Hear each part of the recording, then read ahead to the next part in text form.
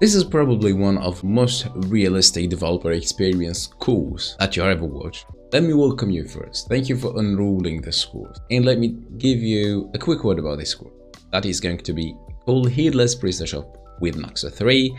And basically we're going to build a Nuxt 3 application that consumes Prestashop REST API.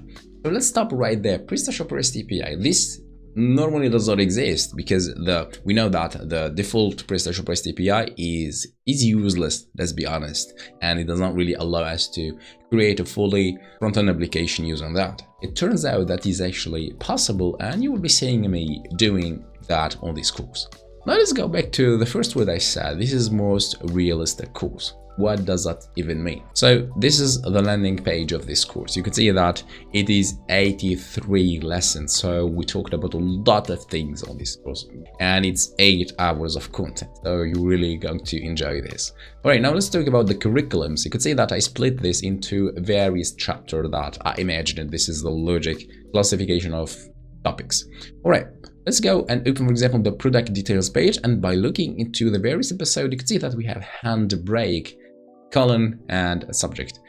So you will see like 3 or 4 of these episodes, and let me talk to you about this episode that is actually the specificity of this course.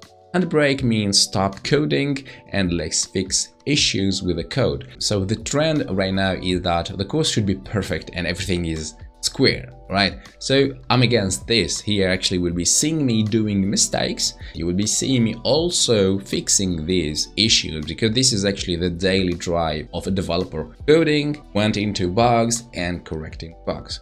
So you will be enjoying this course. Trust me. All right, so enough talking. I'll let you watch the course, and if you have any questions,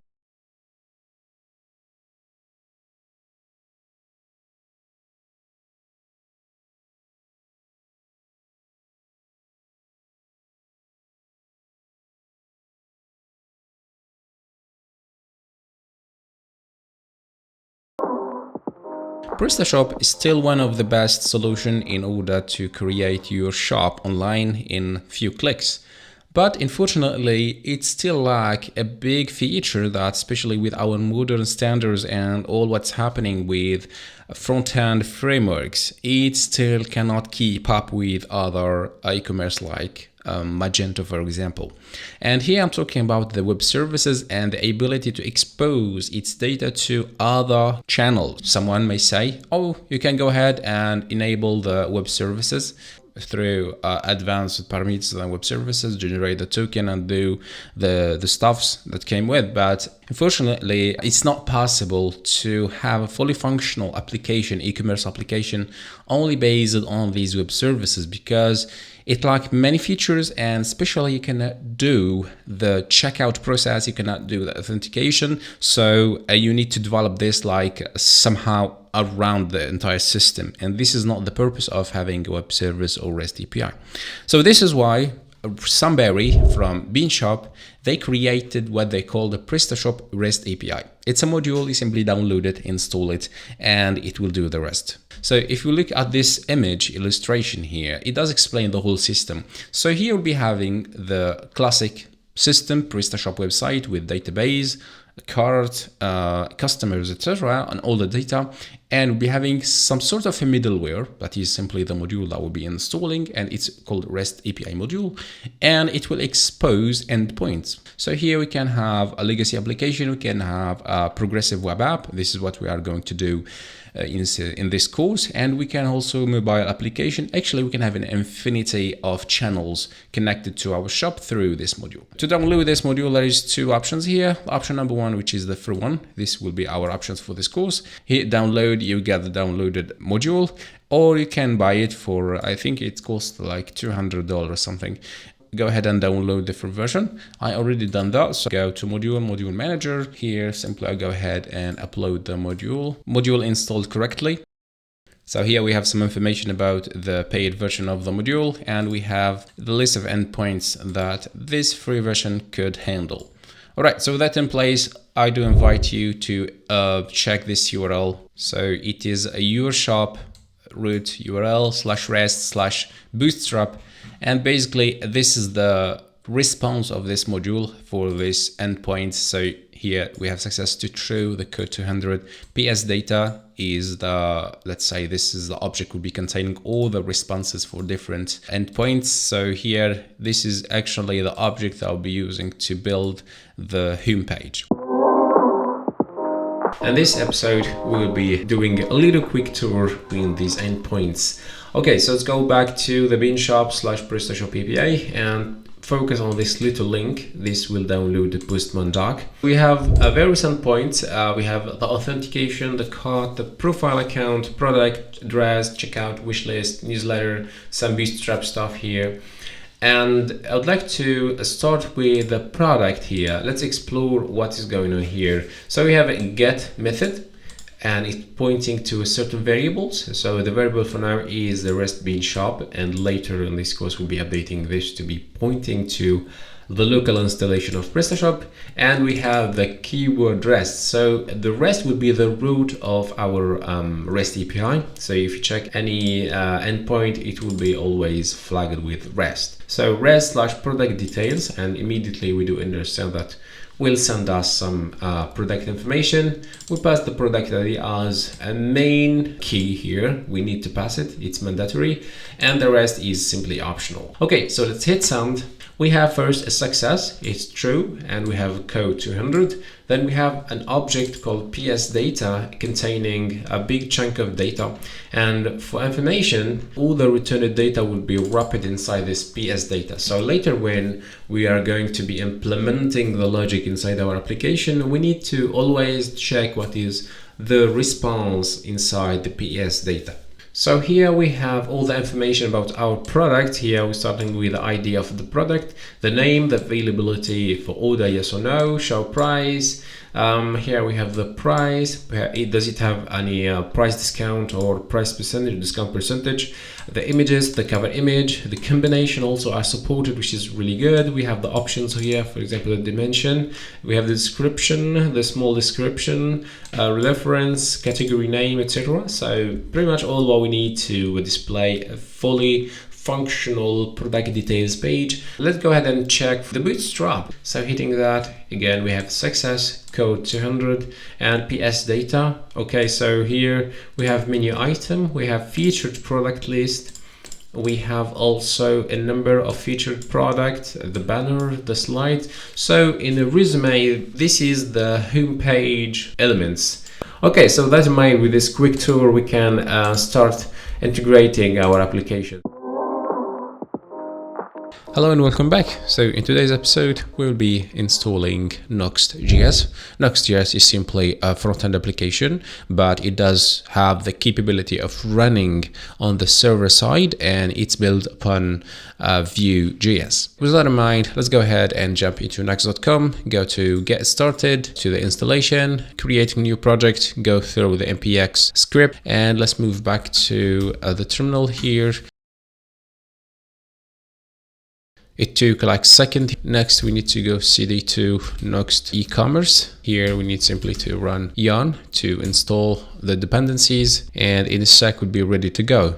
Okay, so the installation is done. Now it's time to test. So here, I'm going to run yarn dev, and immediately the server is up, and there we go. So the Nuxt application is installed and ready to go.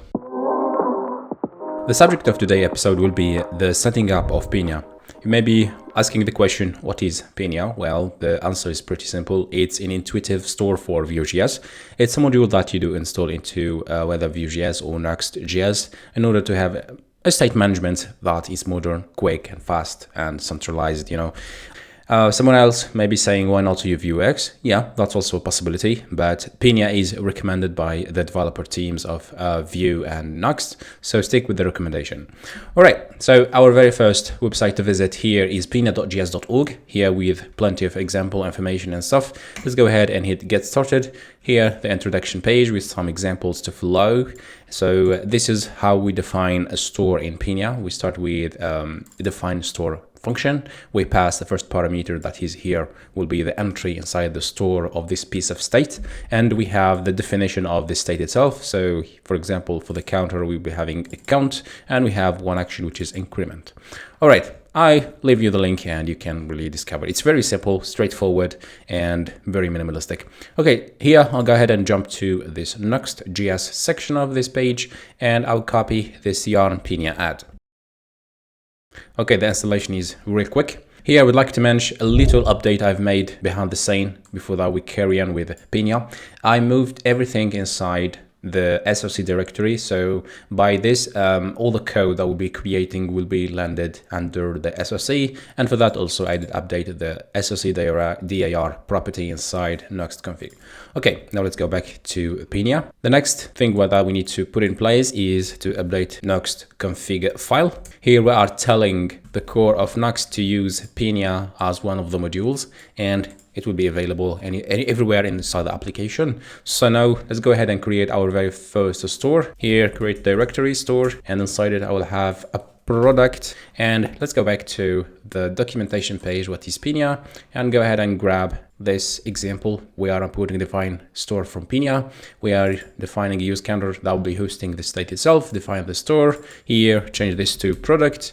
And here, let's say this will be product. This.count, this become product, quick update. And if you notice here, the increment is not an unrow function. Instead, it's the classic function. The purpose of this is to be able to do this.product. Because as you know, with a row function, you won't have access to the external scope. So there is no this, there is no access to the product. Let's get rid of these couple of commands here. Here, this become use product store also. So with this in place, let's go back to app.view, where we are going to introduce the use of this new store. So here I'm going to say product equals to store. Now I would like to display the content of this product const. Give it a sec here. There we go. So we have ID product set it to 0 and is option API true. Now if we look down into the view extension here, we have a new tab called Pinia, and it does list the Pinia root store. And right now it has only one entry called the product with a product inside it. So now if I do increment this to 6, 7, etc., we do see that this is getting updated too. So all what we have here is reactive to all the updates that will be made to the store. So this is basically the main idea about state management. So here I would like to only display the product, and there you go. So we have 7. If I increment it, it does change, decrement, same things. And that was the very first step using Pinia inside our application. Before that we move to the next episode, I just want to show you a quick refactor I've made here. So inside the store directory, I created 5 store file: cart, checkout, list, product, user interface, and also I create an index.ts and some sort of a wrapper of these entire files. Just simplify the importing process. So instead of having multiple import user, import use card, use product, etc. from different file, now we're having one file that is simply serving all the files once together. And here just me show you what is happening with our store. So we do see that we have now 2 entries. If again I would like to have more entries, all I need to do simply is to import the correct one. So user interface store, and this immediately will pop up new entry inside our store. Okay, with that in place, now we can say that the Pinia part is done. So in this episode, let's talk about the various directories of the project, starting with the assets. So assets simply are the CSS files, whether compiled or not compiled versions, images that cannot be placed inside the public directory. Also, we can have some fonts that could be placed over here. The components simply are the components that will be defined and reused inside other components and pages. Composable also, that will be containing a piece of code that could be reusable all over the applications. For example, if you'd like to query certain endpoints, we can create a composable for that and to avoid duplicating the code. The config directory here will be hosting some configuration files. For example, we'll be defining the routing here. The layouts are simply a template that will be used to have a unique UI shared between different components. Middleware are a piece of functions that could be executed at certain life cycle of the applications. For example, if you have a certain part of the application, certain pages that would need to have an authenticated user, we can use a middleware to control whether to allow access to this page or not for the current user. We have the pages, which is simply the pages of our applications, and is quite important for routing. We have our plugins also. Yeah, they are so much similar to the middlewares, but they get executed after the application has been loaded. Public directory, we can place images and files that we need to make them public and accessible. The server here will be a major player in our application, especially with endpoints like cart, checkout generally, that we need to have certain token passed between our application and the backend of Prestashop. And finally, the store that we created in the previous episode that is simply containing different Pinia module. In this episode, we will be talking about routing. So starting point always is the documentation. So I do invite you to check out nuxt.com/doc and go to the page that's talking about routing, or just quickly jump using this search engine and go to routing. A little message saying here that one core feature of Nuxt is the file system routing. And I do explain every view file inside the pages directory is considered as a route, and it has its own route. A little bit down here, we have the page directory, about, posts, and we have id.view. This will generate something similar to this. A route, global object containing a path that is the name of the component, and we have a component that will be handling this path. The only thing to say here that this system is okay, that is ready out of the box, but at certain point, especially when it comes to having multiple parameters to pass to these routes, it becomes a little bit complicated. So this is why we have the notion of extending the route, and this is what we are going to do today.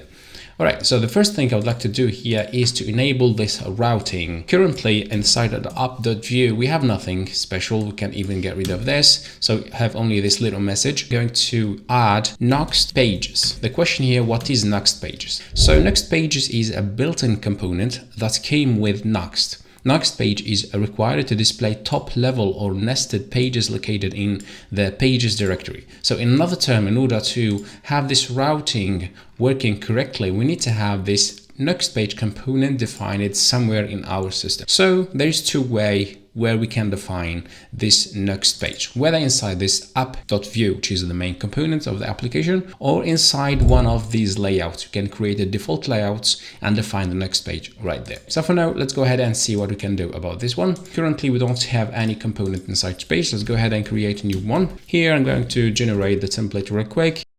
And there we go. So this is app.view from the app.view components. And we have lorem about that is coming from the about components. As I said, I'm not going to rely a lot on this default system. So I'm going to create my own routing system. So here I'll create a route.ts. So it will be simply a file that containing an object that will equal to an array of objects. And this array of object will simply be an illustration of what we saw right here, to be something like this. Creating the first object, page listing product, PLP, the file that will be rendering.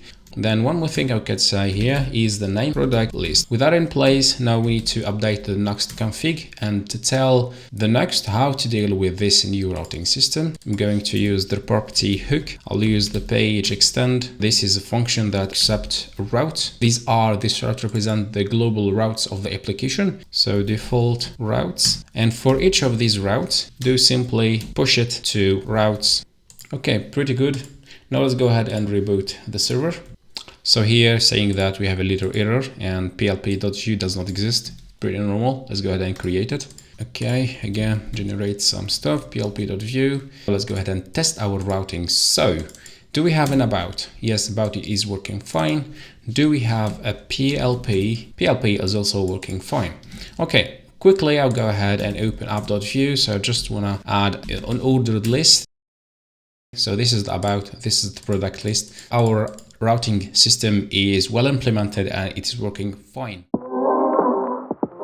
In this episode, we'll be introducing the notion of layouts. So again, let's go back to the main website and search for layouts. Do we have a quick access? So again, quick search layouts and check out. So this is examples show how layout is working. Just want to go to the documentation of layouts. So Nuxt provide a customizable layout framework you can use through your application ideal for extracting common UI or code pattern into a reusable layout. Long story short here, a layout simply going to live under the layout directory, and it will be extended by other component of our application. So let's go ahead and create this default.view, and let's spin up our server. So it did spin up correctly.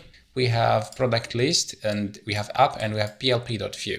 It seems like this app.view is not taking in consideration this default layout. This is why we need to update our system. We need to introduce this Nuxt layout component. We can simply remove this part, paste the rest, remove this one too, and move all these links into the default layout. Around here, here, since this is a default layout, we don't need to define anything. So in order to make things correct and visible and make sure that our changes are coming from this default layout, I'll go ahead and add a p tag, default Nuxt layout, whatever. So this is it, default Nuxt layout is being rendered, and we have the PDP being displayed correctly.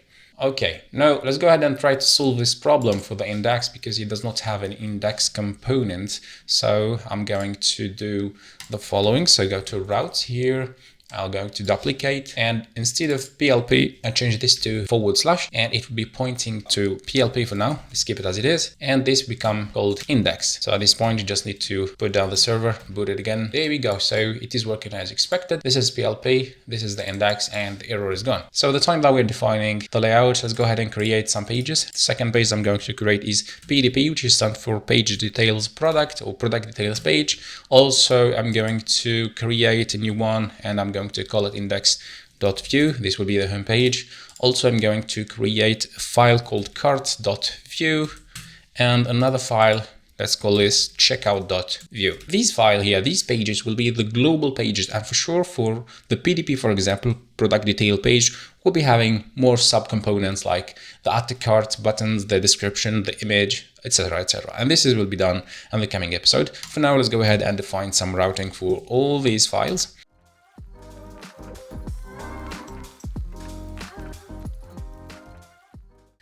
Checkout. One more thing I'd like to update is the default layout. So we need few links here. Home, product list, PDP, cart, checkout. So now we did set up our global pages. Later I will be updating the product list and product details URL, because product URL, surely it will need some ID equal to something with SEO friendly URL. In today's episode, we'll be setting up Bootstrap for our application. Why Bootstrap? Because simply I do believe that this is one of the most mature tool to have in your application to get whether responsivity and the amazing grid or the component that came with. Head to getbootstrap.com, and from there, just grab this little instruction in order to do the installation. Jump back to the terminal, and I'll do yarn add -d for development bootstrap with that version 5.3.0. Alright, so once that is done, just scroll all the way to the middle of the page somehow.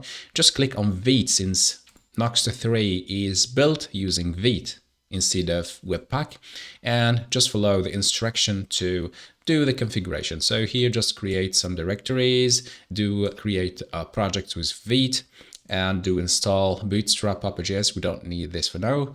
Somewhere down, we just need to work with vite.config. Well, the only thing here that we are working with Nuxt, so there is no vite.config, but instead there is nuxt.config.js. Basically, what we are going to do will be about declaring an alias, first of all, that point to the path of Bootstrap inside the node modules. Then later will be importing that CSS file into certain CSS file inside our application. First things first, let's jump into Nuxt config. Then inside the define Nuxt config object, I'm going to start by defining Vite and start defining resolve. This will be pointing to the following directory. So start with path. I'm going to resolve the current directory and point it to node modules /bootstrap. And all this must go inside an alias. The Vite part is done. What we need to do next is to define a CSS property here inside the global define Nuxt config. So this is basically going to point to a certain file into our application. that is going to be under the assets directory styles, and let's call this bootstrap.scss. Well, this file does not exist yet, so let's go ahead and create it,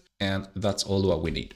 So what are we going to put inside this file? So simply I'm going to add import, and the URL will be simply bootstrap dist/css/bootstrap-grid.css. With that in place, let's go ahead and check out the server if it's running. Just reboot it. Okay, we have a little issue. We just need to install the Sass compiler in order to be able to compile these SCSS files. Doable by running the following command. So yarn add -d sass and node-sass. Now it's time to test everything. Let's jump into card.view with an ID that will be container, and inside it define a row, and inside the row call for example, and display some lorem text. And there we go. So everything is working as expected. Let's do inspect things. We have the container, and we can see all the style coming from Bootstrap, about the size, the getter, the margin, etc. We have the row also, it's well defined, and the call for with the width and the flex to 00 auto. In addition to Bootstrap Grid, I would like to use Bootstrap icons. So yet again on the same page, getbootstrap.com, go ahead and click on icons. And right there, here will land it into this page. You can open the Figma just to get a better idea about what's going on, or grab the npm script and do the installation.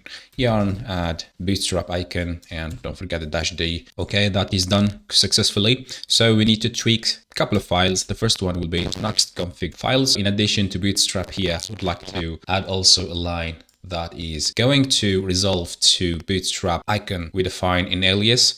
And this alias will be pointing to node module bootstrap icon. The next file that we need to update is the bootstrap CSS file. Now let's go ahead and test this out. Place this very first icon, that is B alarm, and there we go. So we have the icon displayed correctly. Hello and welcome back to this episode, in which we'll be start implementing the interface of our application. So here, let me just present the final rendering. It will be something like this when we do finish the work. Here we have this header with only one click to action that normally should trigger a side menu. And we have the footer with the 4 icons. So today's episode will be around these 2 components. All right, with that in mind, let's go ahead and do what we need to do. So here I've done some cleaning inside the various templates, and also I did clean up the default .template. Let's go ahead and create a new header.view here. So as you know, we are using Bootstrap for the grid. So let's go ahead and implement the logic. So again, here we'll be having a row. We will be having the call to actions. Only disclaimer here, the font and the icon generated and created inside this layout, they won't be the same exact ones that we'll be having inside our application, because I don't have these icons separately. So this is why I'm using Bootstrap icons in order to speed up a little bit the process. Just keep that in mind. Just place that little icon there, and let's go ahead and update the default layout. So somewhere before the Nuxt page, I'm going to define another container here. This will be the global one. Here we'll be having a root, call 12, and header. So that is our icon. Just need to do some updates because there is no sense to have container inside a container. So just going to stick around with a very basic implementation of the components. And what I'm going to do next here is I'm going to define a menu component that, again, it does not exist, but we're going to create it. So create menu.view. Here it will be UL. Now, don't forget the template tag, li. Let's generate some li. There you go.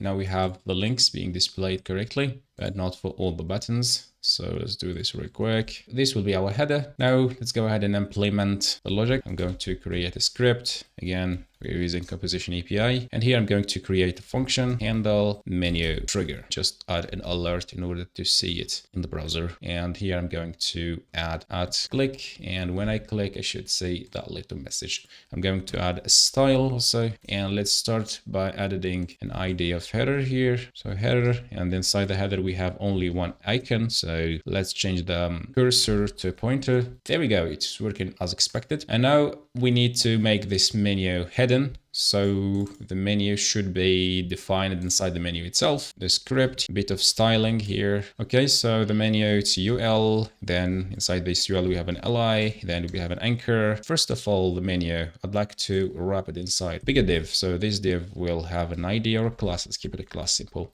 Avoid using ID as much as possible, because it does not make sense since we don't need that unicity to be in place. Okay, so menu, and it will be display none by default. Display none actually will be handled by a property. So what I'm going to do here, I'm going to define const show menu by default false, and this will be actually controlled by the store.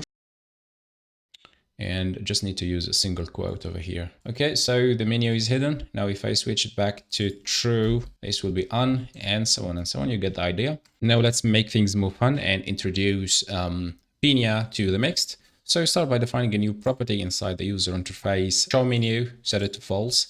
Then I'm going to define an action that control of this property. So every time we do trigger this action, we'll be inverting the value of show menu. And don't forget that we need to define a getter for that property. So get menu state here, it will return simply show menu property from this state. The next thing that we need to do is to update the header section. So here, what I've done here, I simply imported the user interface store. Then here we created an instance of this store. So this user interface is holding a piece of state that is responsible of the interface of the application. Then we are creating, as we created actually, we created this handle menu trigger, and inside it I do trigger the action toggle menu state.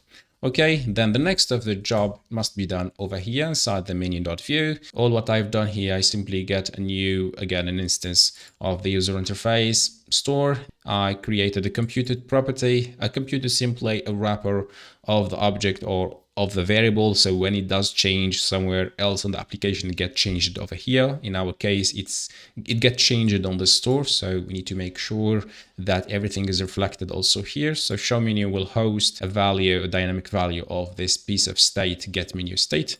So time to test this out. If I click, this menu should show up. And here I did add a little bit of debugging in order to see what's going on. Let's get rid of it. There we go. So now it's working pretty fine.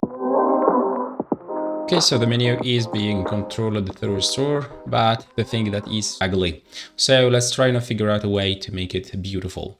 Always what I do when I try to work on these kind of bigger components is to apply a background dark, just a color that show up and put in a value the component itself, and add in the borders. All right, so the background, it seems like it's not working. Some RGBA effect. Now let's focus on view li. So list style will be known, text align left, padding 0, and the margin also. This will be display block, and I'm going to do a padding of 2 em. So font size will be 1 em. Let's go with an emulator. And the font family, I still do not grab any font family for now. And I would like to add a callback here. Let's go back to icons and search for close icon. This will be responsible for closing the menu. Kind of added a div plus closer. Inside this closer here, I'm going to apply a background of red. We have a little mistake. The menu is 676. This is the problem. The virtual width, view width, sorry. Like this, we are okay.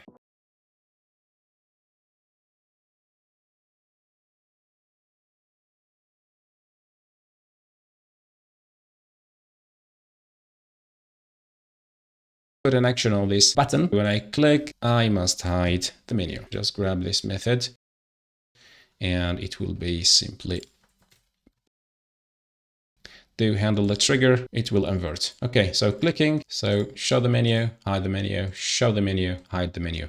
It's working fine, but it's a little bit aggressive. So what I would like to do is that this menu do slide to the left, slide to the right, and back to the left when we hide it. To do so, instead of controlling the style property display, I would like to change this to class over here. And I'm going to say when show menu is true, well, to append the class show, and when show is false, I'm going to append the class hide. Okay, let's go back to the browser and see what's happening with our DOM. So now if I click over here, we have a class show. If I click over here, it has hide. Well, for now, we don't see any changes because we did not update the CSS to reflect these changes inside the menu element here. I'm going to append to properties. Closer, we don't need it. And this is it. So here, hide and show. Okay, both goes over there. So when we have it show, it must be left 0, and when we have it hide, it must be left -100%. Clicking, it does show up, clicking out, it does go away, but there is no smoothness on the action. Transition, all 300 millisecond, and let's say if it's going to change things, boom, boom, it's much beautiful, and it's linear, so I think there's a BZA or something like this, Cubase, yep, let's show this one. Nice. The menu is there, controllable through the store, and everything is working as expected. Alright, welcome back. Now we'll be focusing on the footer section of our application. So as you may see here, I anticipate the work and I did add some components, some stuff that I'm going to guide you through. Nothing big you missed. So here I updated the footer.view. I simply created the class footer with a row element inside it, and I then defined 3 of call for, and inside each of these divs I defined a specific icon. So here is house, cart for this cart button, and finally person fell for this little icon. I defined some properties of CSS. I did position fixed just to have it all the way to the button and stay there, don't move anyway, and I did left and bottom just to pull it all the way down. Now just need to adapt it to our need. We need to add this little border top and this tiny box shadow. So here I'm going to start with border, top, left, radius 20 pixel, box shadow 1 pixel, 1 pixel, 20 pixel, and RGBA to 002. Duplicate this little line, right 20 pixel. This is fine for me. I will stick with this. Now we need to add a little label that will contain home, but the only problem that it gets injected inside the eye, so this is not what we need. I'm going to use a little span here and I'll say this is home. This will be another span and it will become cart. Now we could add the call to action. So when I click on this little button, we should go to the home page. When I click on this one, should go to the cart, and here to the account or to login page. So real quick, I'm going to create, first of all, a component that will be handling, it will be a page that will be handling the authentication. Let's call it account view real quick. And also we need to create a route for these pages. And here we're pointing to the account components, and here we account. Let's go to footer back. And here, let's wrap this into a Nuxt link. So what is Nuxt link is simply a component that allow you to access routes to, and this will lead to the home page. Same things goes for the cart. Finally, okay, so all looks good. Now if I click, I run into a 404. So this is why I need to reboot my server in order to check that everything is fine. Okay, now this is the account page, this is the cart page, and this is the home page. And what I'm going to add next to improve the user experience is a visual to indicate to the user that we are on this current page. I'm using the property active class of Nuxt component, of this Nuxt link component active class, and here I'm defining the class active, and surely just need to define it. .active, and here let's say font size will be a little bit bigger. Let's also add after property or pseudo property. After it will be display. So first the content, it will be nothing. I'd like to add a star just to see it immediately. Then font size, it will be 0.7 of the current. Position absolute. Background gray over there. So the content, we can get rid of it now. Height of 10 pixel, width of 10 pixel, border radius 100%. This could give us a better look. So we need to control the colors, because here we have the native behavior of the links on the browser. So we need to control the colors over there. Where is the color? So this is an eye, and not the eye. Just look at this one. And if I do hover active or visited, we get that ugly blue color. So we need just to override that. To do that, you go to bootstrap.css and I'm going to set the color to be gray for now. Yes. Okay, that is better. So like this, we do know that we are on the current page. Yeah, that's a plus. I think in terms of user experience will be good. I think that is good enough for this component. Let's move on to the next one.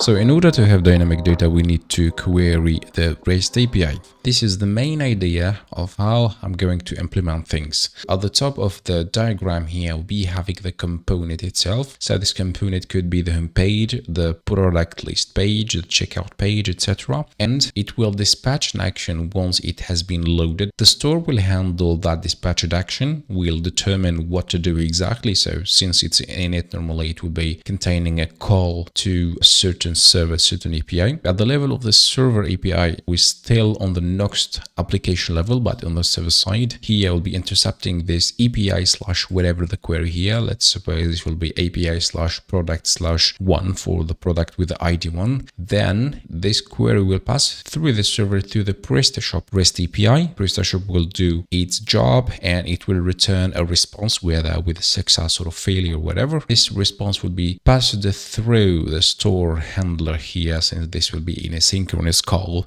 and the store will do what must be done, whether updating the store with a success and put the data into the store on this piece of state, or update it with an error and do what came with.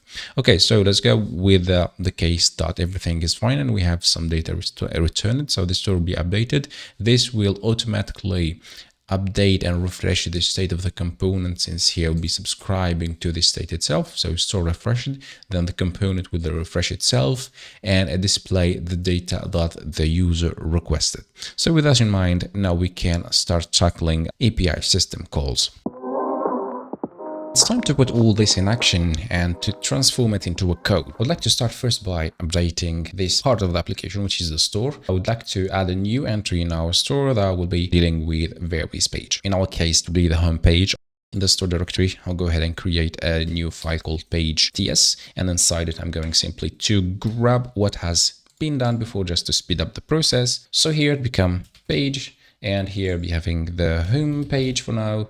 Next action, it will be the init, and it will take parameter page name of type a new enum or object. Let's go ahead and define a type. Going to define a new file inside a new directory, types pages.ts, and inside it I'm going to export enum. So here starting with hp that equal to the home_page. Next of the pages will come up soon here. Okay, back to our init method, and here defining the type, so it'd be pages name enum. We don't need this. I'm going to create a new API inside our server here. So it would be running on the backend of our application. And through that, as we said in this diagram here, we'll be executing another call to an external endpoint, which is the Prestashop REST API. So here I'm starting with defining a const, and I'm going to use the structuring over here. And let's add the await use fetch, pointing to an API / page. And let's suppose I'm going to pass an object here, since we're using by default the post method. This is default method. By the way, you can define it to get, but it's not really a big deal for now. One more thing I'd like to do here is change this to async to fix the issue with await the method post the body. So this is quite important because through this init will be passing multiple type of pages. So for example, the home page, contact page, that will pass it to this API and later configure the endpoint to get the right data. Okay, so the page now here be page name, and I'm going to pass simply page over there, or page name, sorry. Okay, let's make it short. We should be good to go with this part. Just one more thing I'd like to do here is to update the index. Okay, this is okay, this is okay. The next update that we need to do will be on the server directory. We already have an API directory. So inside I'm going to create a page.ts. Here I'm going to export, define event handler. So this event handler will take a function as a callback, make this in async because we're having some API calls over there. The first thing I would like to do here is to read the body object. So start with the const body equals to await read body, and we pass the event object. Then next I'd like to give it a little console log just to see things properly. The server is still down, no worries. Now we need to update the index.view since it's where we trigger this call. To start by defining a const, it will be containing page store equal to use page store, then page store dot init. Here, don't forget that init take parameter of type page name enums, pass the HTTP as a parameter. This will pass through this API with the body stuff and the method. Then the server will simply return me a little console log. Let's spin up the server and see if this is going to give us any good results. Client side, we should not see anything because this is happening on the server side. And in our console of the server, we do see that, well, page name is called homepage. With that in mind, that is so good so far. The next will be setting up the call to the REST API.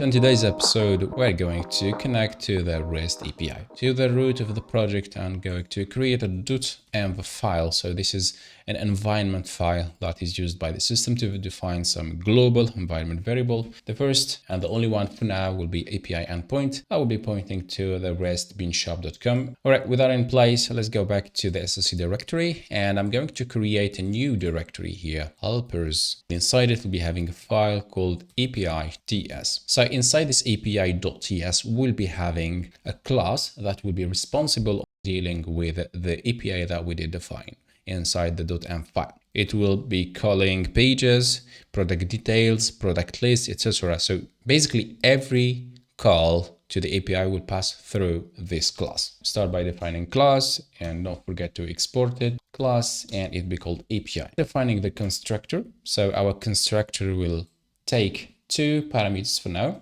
The first parameter will be endpoint. It will be of type string. And the second parameter will be simply the parameters that we need to pass to the API.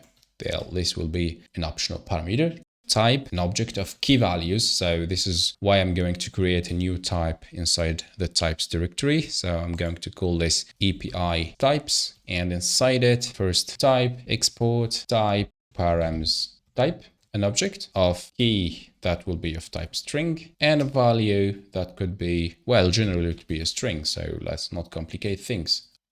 Okay, so with that in place, let's go back to the constructor and do the import. And now let's define the core of this constructor. So here the idea is to have some local properties. The first one will be endpoint, you guess it, and it will be of type string also. The second, the params. So again, it will be of the same type, params type. We have a little warning saying here that property endpoint has no initializer. So let's go ahead and give it an initial value. Same goes for this one. So here has no initializers. Let's set to be undefined. Then let's go ahead and do that this endpoint equals to endpoint, and this dot params equal to params. Now I'd like to define two more properties. The first one will be the base URL, and it will simply be hosting, it will be type string first of all, and it will be hosting the process.env.api underscore endpoint. So this is the system variable that we did define over here. And we have a little warning saying that it could be an undefined. Here we can simply add undefined over there. One more property also, method is simply the verb, whether it is get, post, or patch, etc. So for now, we'll stick with two type of method, whether it's post or get, and initially it will be get. With that in place, all is good for the constructor. Now we can move on to the first method that I did imagine in here. It would be getting page content. So an async method, because inside it will be having some asynchronous call. So get page details. This method will take one parameter for now. It will be the page type, and if you have a good memory, we have a type called page types, or page, it's in enum actually. So here it could be one of these, whether it's a home page or other page. Here we have a little warning saying that cannot find, so this means that the auto import did not work well. What we are going to do here is simply do use patch with the URL that we are going to build somewhere here. const URL equal to blah, blah, blah, blah, blah. But the only thing here I don't like about useFetch here at this location, that it's actually possible, and it's the case that we'll be having more asynchronous method here. Then we need to go every time and type use URL, useFetch, and with the URL. So we'll be having useFetch all over the place here, and almost with the same parameters, same configuration, and same endpoint end of the day. So this is why I'm going to create a new method here, and it will be private, so it's only accessible inside this class, and it will be again asynchronous, and I'm going to call it call endpoint. So it will only take an endpoint to call, and it does not really care about anything else. It does not care about building the URLs or whether it's valid or not. So this is like the final step before calling the REST API. So here we are going to use the fetch, but one thing about the useFetch, that useFetch is only available on client side. So let me jump to nuxt.config here and go to the docs. Let me zoom a little bit. And it's well written through this URL and the data fetching page. So useFetch here within your page component and plugin, you can use useFetch to universally fetch from any URL. This is why in order to get this call to work to be functional, I'm not going to use fetch, but instead I'm going to use the $fetch here, and I'm going to pass the endpoint URL. So don't forget to store it inside a certain variable. So here should be data, and this guy will be in async. Oh, sorry, in await. And that's it for our method. Okay, now I'm going to call this endpoint method. So here, and let's first build the URL itself. So our URL, if I go back and grab an example here, it will be something like this. It will be the base URL itself here, then followed by name of the page, and with certain parameters you would like to have parameters followed. Let's go ahead and build. So starting with this dot base URL, and I'm going to concatenate the next, which is in our case here the page type, then passing this little URL to our method, and don't forget to store it into again a data object and add the await, since it does return not string actually here, but will fulfill into a promise. With that in mind, let's go back to the server API page, and here I'm going to simply create a new instance of our class here. So let's do a const API instance. It will request two parameters. The first one will be the endpoint. So the endpoint, in my case, I'm going to hard code it this time because I know what is the endpoint. It's bootstrap. Then I'm not going to pass any parameters for now. And next, I'm just going to call the API instance get page with HP as a parameter. Then simply log it. Okay, let's go ahead and cut the server, boot it up just to check that everything is working fine. We have a little undefined, which is normal because here we are passing HP to this method and we are concatenating HP to this base URL. So we'll be having like bin shop slash HP that does not exist yet. And we still need actually to implement more logic to this method to differentiate between various page. Okay, so for the purpose of testing, I'm going to change this to bootstrap real quick. And let's test this once again. And I think I missed something also. Yeah, I just need to add a return statement over there. There we go. Now refreshing the page, we still have an undefined. Yeah, the reason again is that I'm not returning anything from this get product. So you need always to return something from your methods. Congratulations, ladies and gentlemen. We have our very first response from the API. Let's return this response to the client and go to the index.view where I do have that call here, which is in the store. So we just need to go the init over there. Okay, so this is our call over here and data is containing the call. Let's do things correctly and properly. I'm going to do this dot homepage equal to data. Go to Pinia page, and homepage is still empty. So one more thing to do here in order to get that data, I'm going to add the dot value, and this should be working as expected, refreshing the page. There we go. So the home page containing the code, the PS data, and the success.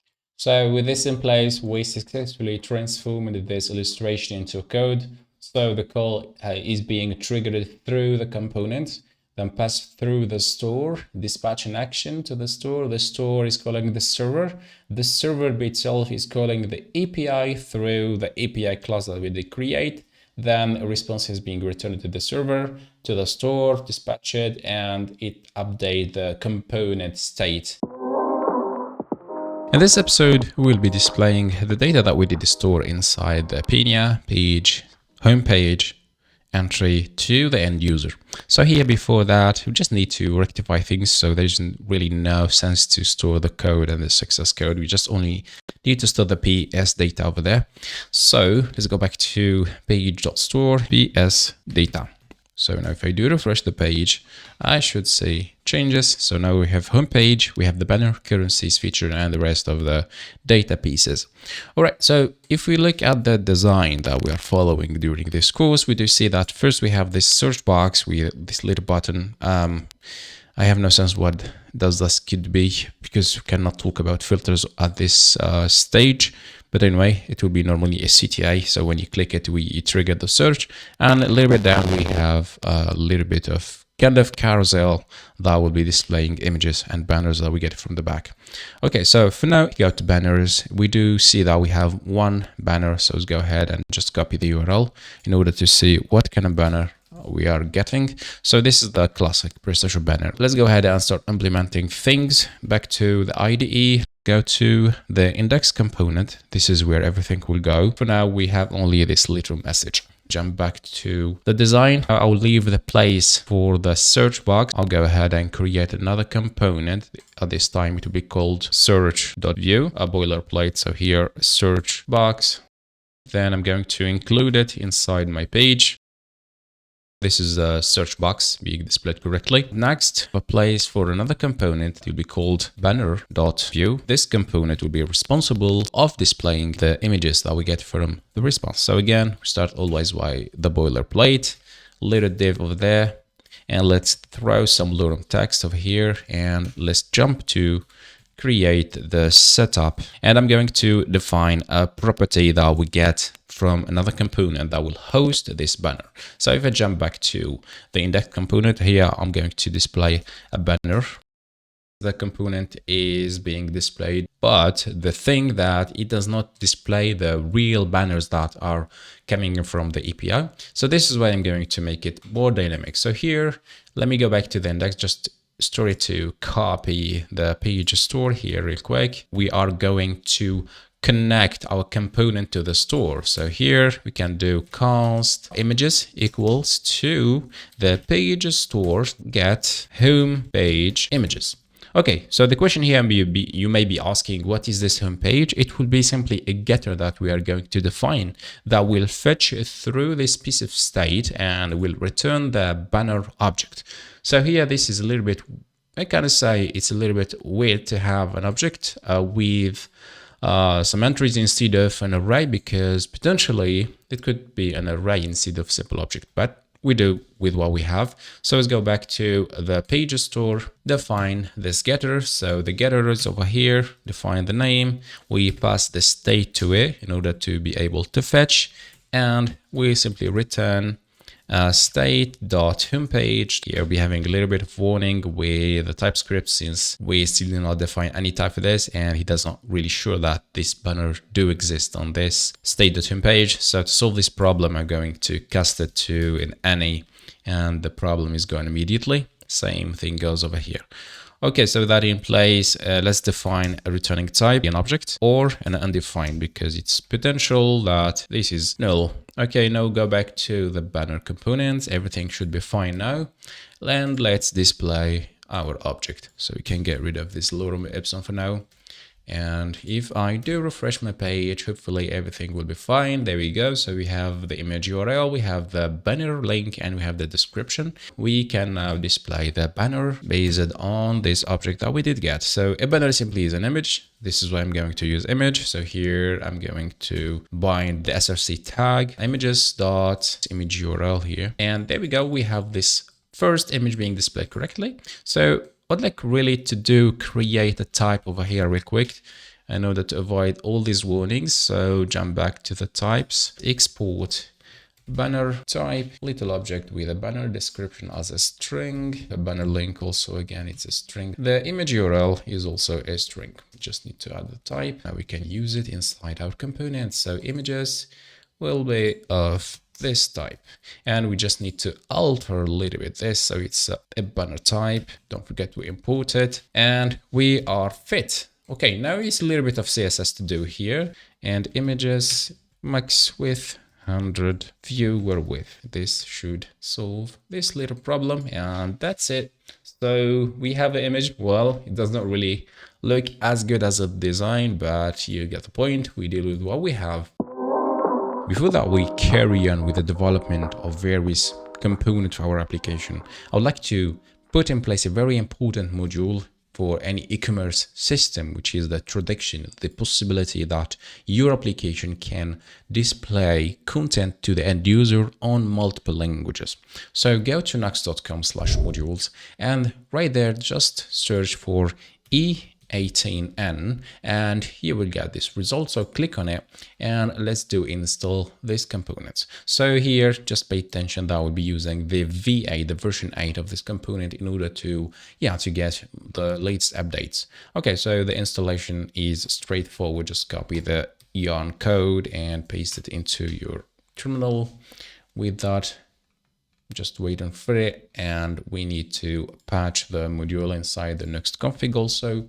So here, go to modules. In addition to Pinia Nuxt, I'm going to add it right there. And so the next, it should be fine. A little bit of documentation. So jump to the documentation of 8 and get started. Basic usage.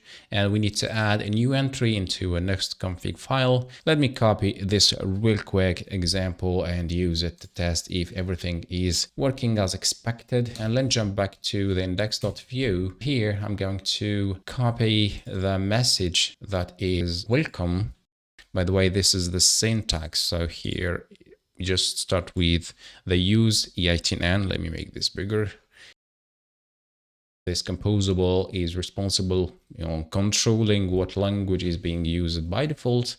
And we can simply copy this little p tag here and paste it over there. So it will give me the translation of that message in the default language defined currently.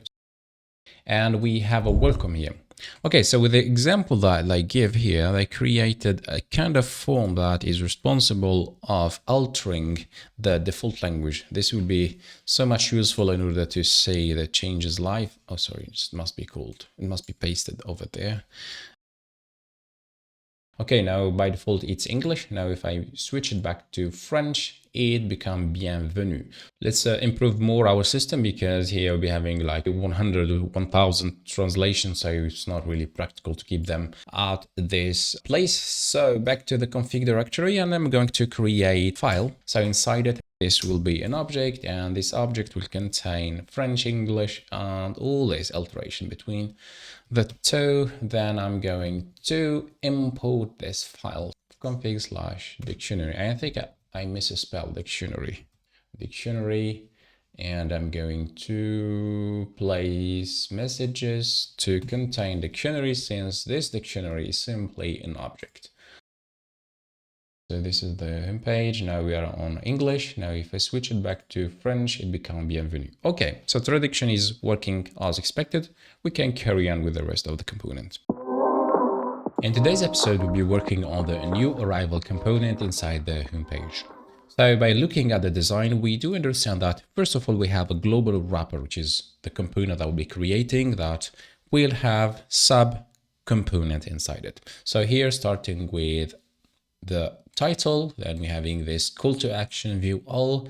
Then inside it we have another div that containing 2 columns, and column have or contain a product thumbnail with different information about the product, like the image, the title, or the name of the product, a little command here, and the price. Okay, so with that in mind, let's go ahead and do what must be done. The first thing I'd like to do here is to create a component that will be the new arrival. And yet again, I'd like to start with a basic boilerplate. Let's include it inside the index.view. Let's boot up the server since this is a new component. There we go. So new arrival is there. Now, in terms of bootstrapping and creating the various division with the property classes, etc., we do see that first we'll be having a row that will containing the new arrival and view all, then another row with the different products. So with that in mind, real quick, go back to the components. I'm going to, for now, get rid of this. Got it. And here I'm going to start with a container. So inside this container, we'll be having 2 rows. And the first row will be having 2 call of 6. And each call will contain the responsive, the respective text. Okay, so since we are using traduction and translation into our system, I'd like to jump real quick back to the dictionary here and define a new entry inside our object, and it will be new arrival. And this will contain this string. So in English, it's a new arrival, no worries, but in French, it must be translated. So it must be nouveauté. Go back to the new arrival and let's display the message. So if you still remember, the syntax is $T and you pass the key. And now if I go back, a new arrival. Okay, just to make sure that everything is fine, I'm going to go to Nuxt config and alter the local language to be in FR. So once again, got this server, boot it up, and we should see nouveauté instead of new arrival, which is good. The next one will be a Nuxt link. We still don't know where it will be pointing to. Yeah, I know, but it's not time to put it in place. So let's put it to point to the root for now. And here I'm going to apply the traduction. Curly braces, $T, the string, and the rest is okay. So here it must be string to solve the problem. View all is being displayed correctly, and the link is actually doing nothing since it do point to the current page. A little bit more tweaking for these 2 links. The first one is that this text is bold, and the next one is that this is pushed to the far right. So for the new arrival text, you just need to add this forward FD or FW dash bold that is coming from bootstrap classes, and that will apply the bolder font weight. And for the next one, what I'm going to do simply is I'm going to add the D class or D block to the Nuxt link and text and all these classes yet again that are simply bootstrap. So this is why I like bootstrap. In the next episode, because it will be a big one, we'll be working on the product components here, this subcomponent that will be hosting the product thumbnails, the various details. And by the way, this component will be shared because it will be used also for the product listing page, as you may see it right here. In today's episode, we'll be working on this latest section of our application, which is the product thumbnails with different information about the products. Add to favorite, it will be simply a static button. There will be nothing dynamic behind it for the time being. Here I'm going to create a new directory because this will be a collection of components with the same topic. So I'm going to say this is products inside a thumbnail. All the components that goes here will be simply part of the thumbnails of our product. Some boilerplate, back to arrivals, and here I'm going to stay with a call.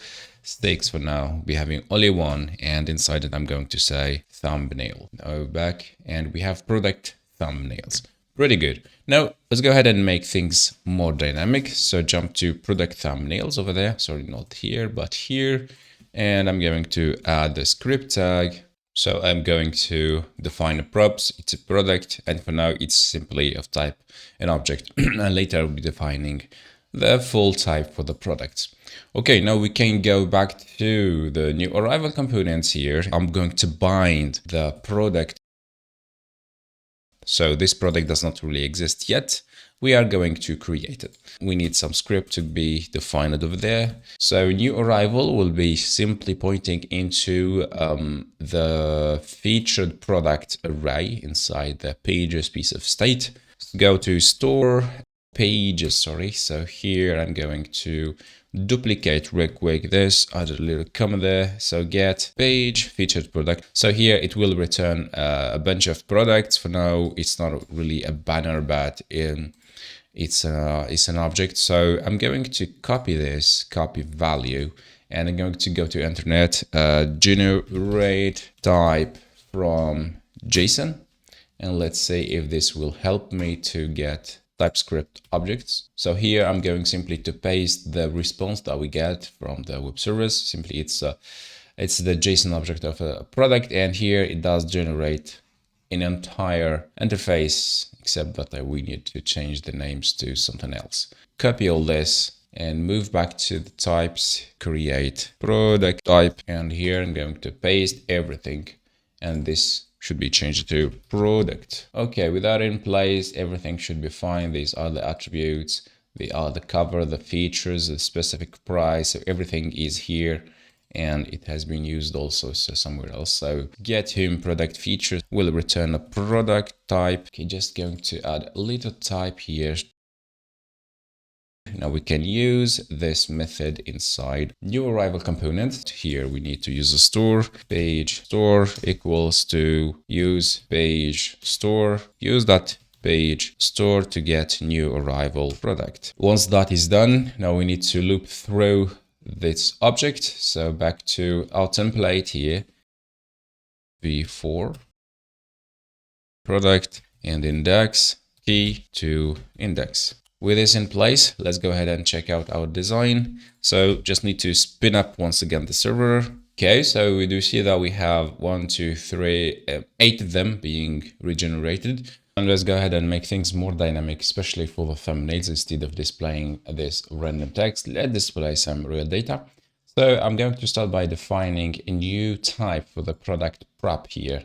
And inside the curly braces, I'm going to define type. So the type will be an object, and this object we need to define a custom type that does fit, and we get the autocomplete of the product type that we did define. I'm going to cast this as a prop type, product type.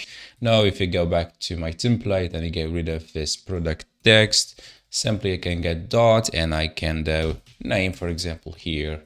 Now, there we go. Immediately we have the product name displayed correctly. Now we could carry on with our work, and we can start by the image. So, and start with a little row here because we need to create a grid. So this will be the EMG product type. So here src, and we'll be binding it to be a dynamic. So it will be product dot default image, and from this default image I'm going to get the URL, and for SEO stuff I'm going to pass also a description, little description to which would be the name of the product. So here I'm going to do product dot name, the little image being displayed, and we have mug today, but why we are not getting the rest of the images, I don't know. Let's go ahead and test this out once again. So I'm going to display the product name. Okay, I think I know what is wrong with this. So right hand assignment is not instance of the source constructor. So actually the problem is here, because this is, I should use the main object, and the problem should be gone now. And yes, it is working now as expected. Now we have the product and the name of the product. One thing is a little bit weird though here, that we don't have the 50% respected. So the call is here, but the image is going all white. So we need to fix this all over the place. So I'm going to bootstrap.css. I'm going to append another property that will be dispatched all over the application. So max width for all the images must be 100% of its wrapper, and immediately it got tied down, which is good. Okay, so here let's carry on. So the image is full white, then we have a little border radius that normally it's around 20%. If I can get somewhere here, fortunately I cannot get it, but it's around 20%. So back to thumbnail components, and I'm going to start adding some classes. So here this will become a product And for the product image, this will be a little class here. I'm going to add it. So it will be product dash dash, and this is the BAM thumbnail. And next will be the name of the product regarding the design. So this is the name of the product. It will be in each two product name. Then after the product, we have this little traveler tote that I don't know what does it represent. Actually, we can replace it with category name, could be good. And it will be product dot category name. All is good. Let's add some CSS classes to the mix. So here, class, it will be product dash dash name. Same thing will go for the category. So just copy the class and be category over here. And let's go ahead and build our CSS. So style product dash dash name. So we should not forget to define the lang to SCSS and also the dash dash category. There we go. So with that in place, let's go ahead and copy the rules from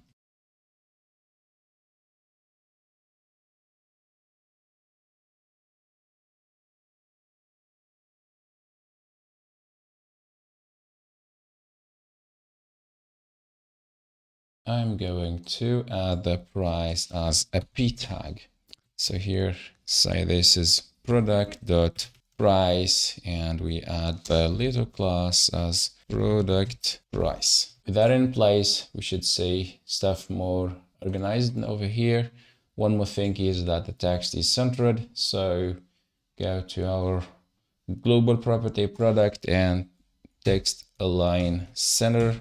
Okay, and that starts to look much better. Okay, so we have a longer name here, except that in the design, we don't have an example with a longer name. You start taking shape. One thing here that this should be side by side, and I know it is a problem here. Okay, so just need to alter a little bit my design. Instead of row here, I'm going to stick with a col 6. Okay, then just remove the rest. Yep, there you go. And go back to a new arrival. Since this is the for loop, we are going to add a row just before this. So this will be a row. Then we generate this col 6. And we should be good, except one thing to do before that. We finish up with this, which is this eliminate. I've made a mistake once again. Okay, sorry for that, guys. You just need to remove this. And yep, this div goes here. There we go. Then I'm going to collapse this, just remove this div. And yep, now it's more simple and clean. There you go.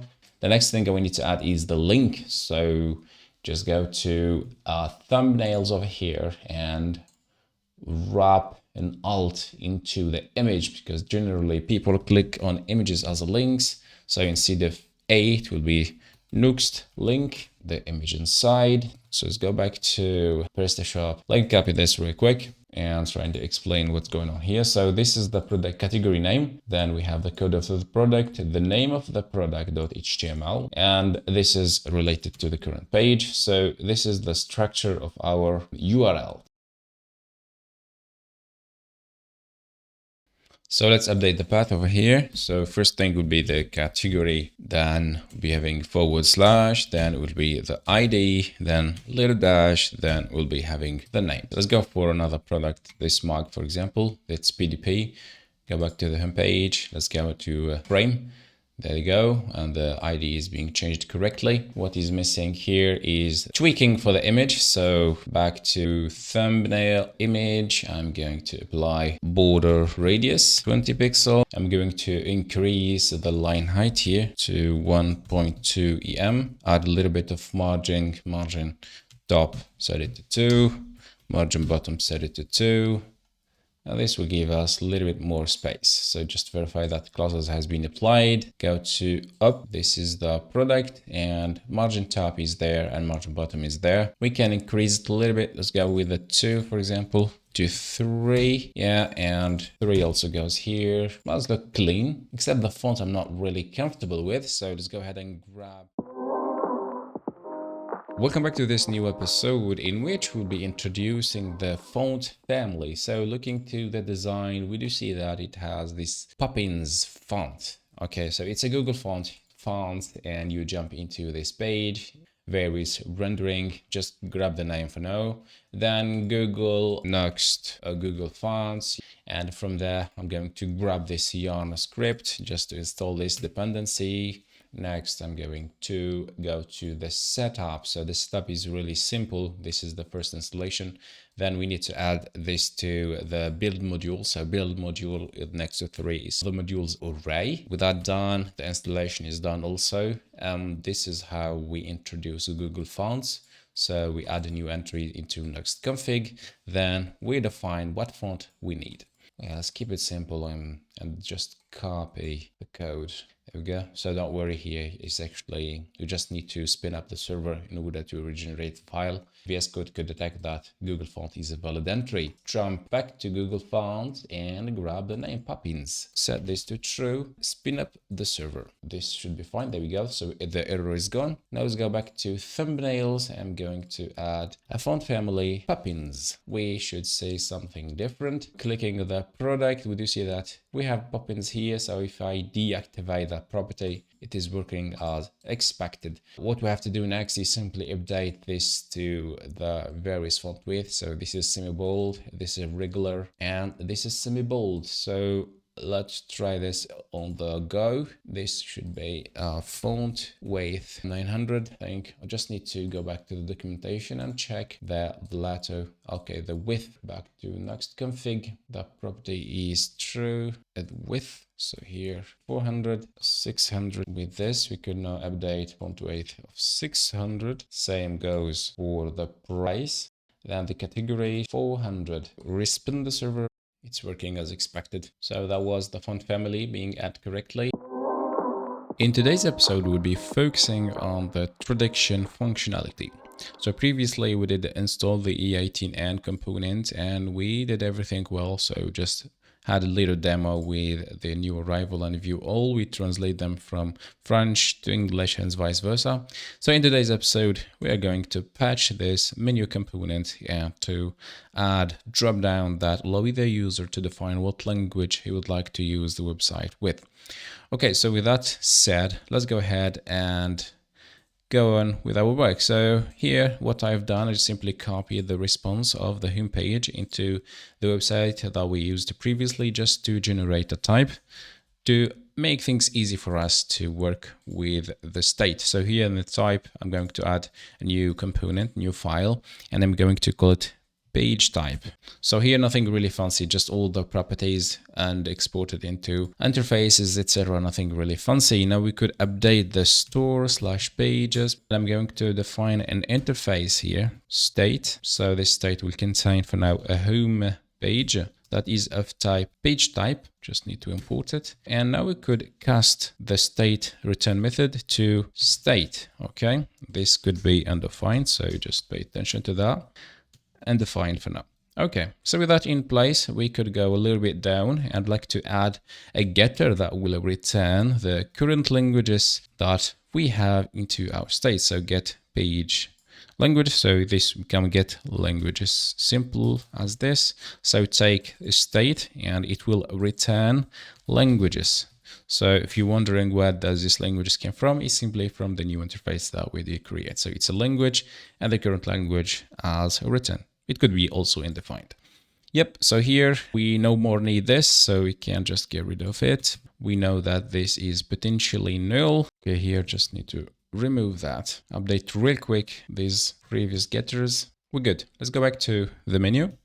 So the menu.view, and here I'm going to use, okay, const languages equal to, do we have the store? Well, we don't have the store yet. So const pages store equals to use page store. Then here, page store dot get languages. Let's go back to the official website, the V8 of the E18N module. And simply I'm going to grab this little example here. It's a drop down, nothing really fancy inside it, just a drop down classic select options. Paste that real quick there. We just need a V model here, so let's go ahead and define it. I'm going to place it just after the import. So const distractor use I18N. So all this is well documented on the official page of the component. It's over here. With that in place, normally everything is okay. Let's go back to the page, refresh it, and try to see what's going on. So here we have a little drop down, English and French. Now currently we are in English, so now if I switch to French, look what will happen. So the text become voir2 and nouveauté. It is working fine. Now let's go ahead and make it prettier. So here I'm going to use the select option from Bootstrap. And I'm going to grab this basic example, so nothing special, just grab the class here, paste it, a little bit of styling for this component. So I'm going to add a class margin starting to 3 and margin end to 3. So all our classes from Bootstrap, much better. Now we go back to French, English, French, and it is working fine. So currently we have this little menu with this little drop down that change the language manually. But what if the user do change the language from French to English, and once he get back, then he found out that language went back to the default language instead of the pre-selected language. So this is what we are trying to solve in today's episode. Before that we modify anything into our code, I just want to tell you that the API do support the property ID lang, and here simply it's a parameter that we do pass into the URL to tell the REST API in which language you would like to have this response. So for now, if I do ID lang equal to 2, then it will return me all the results in French language. But unfortunately, not all the strings has been translated. Fortunately, we have this group and tie, and just go for the size. If you switch this to 1 for English, now it went to size, which is the equivalent of tie in French. So at this point, what I noticed that our system needs a lot of refactoring because a lot of things are misplaced and we just need to correct them. Let's start with a first entry point, which is the index.view. So here we have this page names enum that does not really make a lot of sense. The logic is as follows. Normally I'll go to home page. There is a specific URL. I use that URL to call API. I get data. All what I need to do is to say, go ahead and call this URL. All right, so follow me along. What I'm going to do now is get rid of this page type. Let's go to the config and I'm going to create a new file. I'm going to call this API routes.ts. Export const, and this will be bootstrap. That will equal to bootstrap. Simple as that. And next, we'll be having something like export const product details, for example, equals to product, something like this. Product details will depend on what is written in the web API. So with that in place, let's go back to, give me a second, I just want to update something. Path, product details, path, just to make things easy for us later in the importing of these costs. Then index.view, and here I'm going to say query the bootstrap path. Now what will happen next? We jump into the store, so the store will get that page name, which is a string here, or it's not really a page name, but we can call it page path. We next going to pass this page path to server/API/page. Here, what's happening? We have a defined handler, we have the event, and inside the event, we are reading the body. So the body normally will be having page path equals to page path, an object. Yeah, simple as that. Next, I'm creating a new instance. So instead of hard coding this bootstrap, what I'm going to do simply body.pagepath. But pagepath is, it's like, let's say it's an object. So it does not make sense a lot that we do something like this. So yeah, to be pagepath is so ugly. So I'd like to change this to path equals to pagepath. So here could do simply path. It's more easy on the eye. or we can distract it, but it's not a big deal. So now we have an instance with that path. Then we can call whatever URL here. So I'd like to do some updates on the constructor here, because currently we have two parameters passed, which is the endpoint and the parameters, or params. The next one I'd like to add is methods here. And I'm going to give it a type HTTP verbs. So let's go ahead and create a new file here inside the types directory, HTTP verbs, and inside export a type, HTTP verbs type that equals to a union all these strings. Okay, now we can update our things here. Oh, import method is not being used. So just make sure that it has been defined. So it will be an optional. So if it's defined, then this dot method equal to method. Great. And here we have a little warning saying that this is not what we are expecting. So I'm going to update the type over here. So constructor, we define the endpoint, we define the parameter, we define the method if it's passed as a parameter. Then the next would be get page details. So here we are passing in each page, which does not make sense because we already defined the path here. So there is no URL, there is no path, there is no parameter that we need to pass. So update the method here, boom, boom, remove this command also. So the URL will be this base URL / bootstrap. So there's no more need to this bootstrap.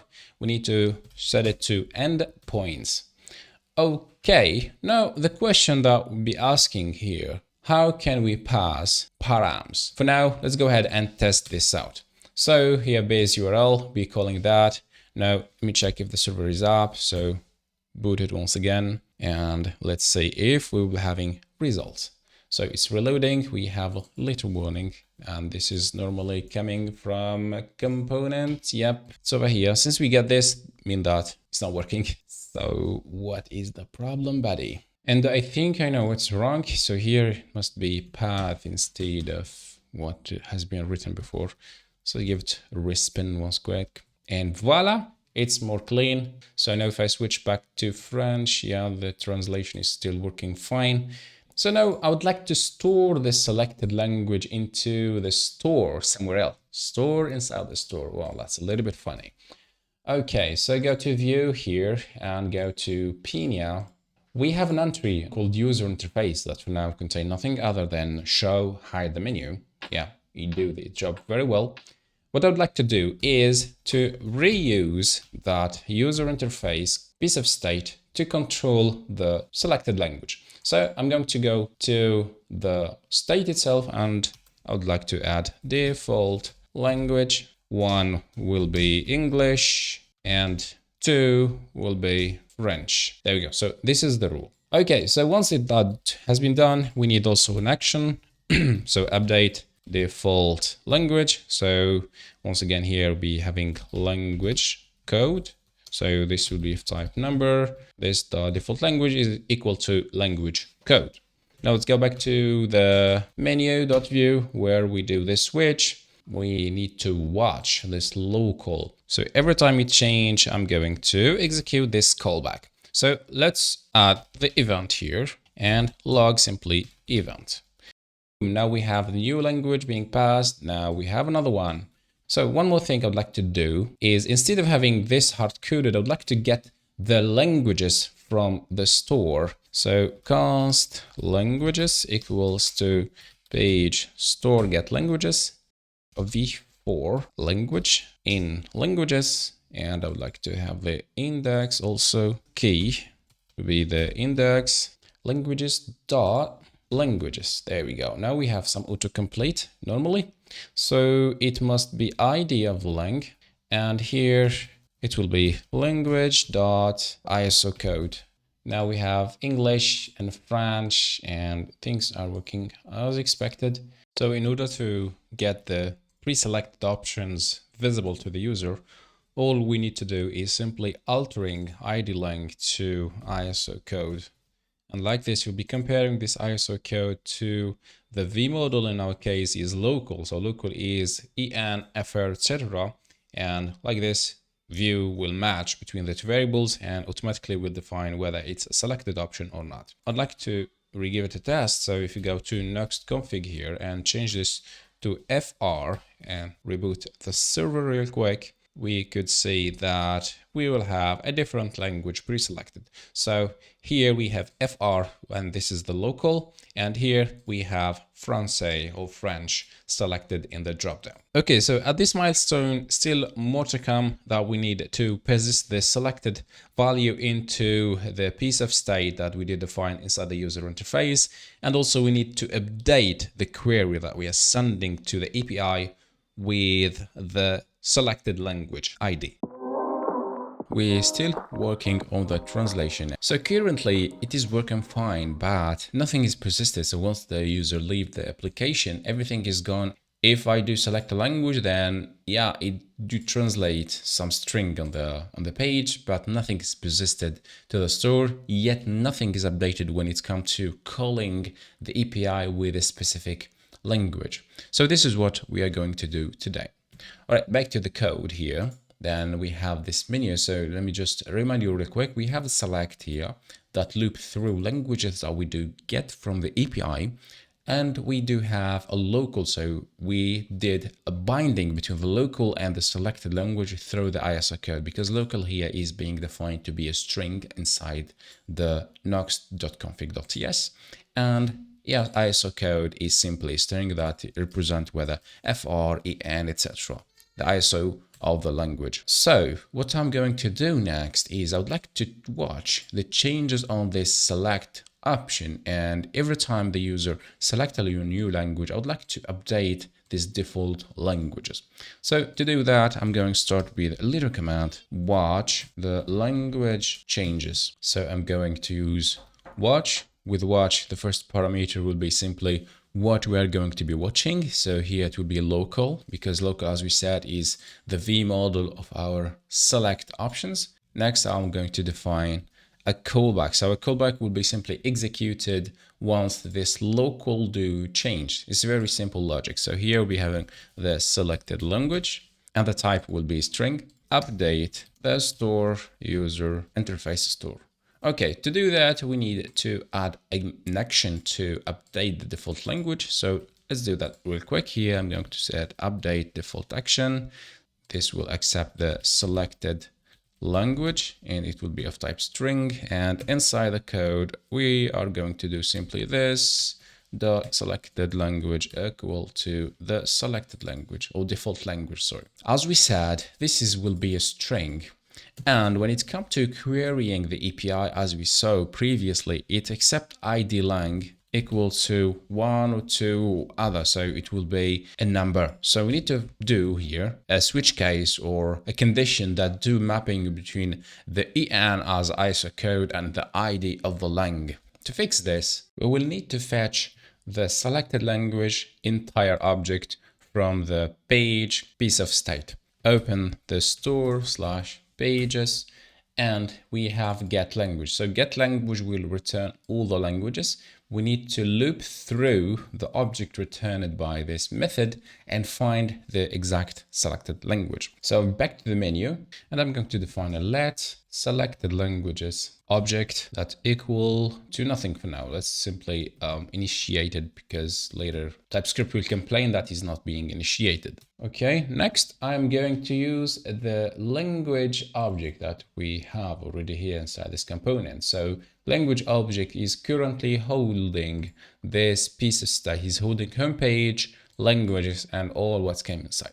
So our logic is to take the ISO code that we selected through the dropdown and compare it to each element inside this languages array and fetch. If it does match the ISO code, then we return the whole object, and later we'll be picking the ID lang to be passed to the store. So this is the main idea.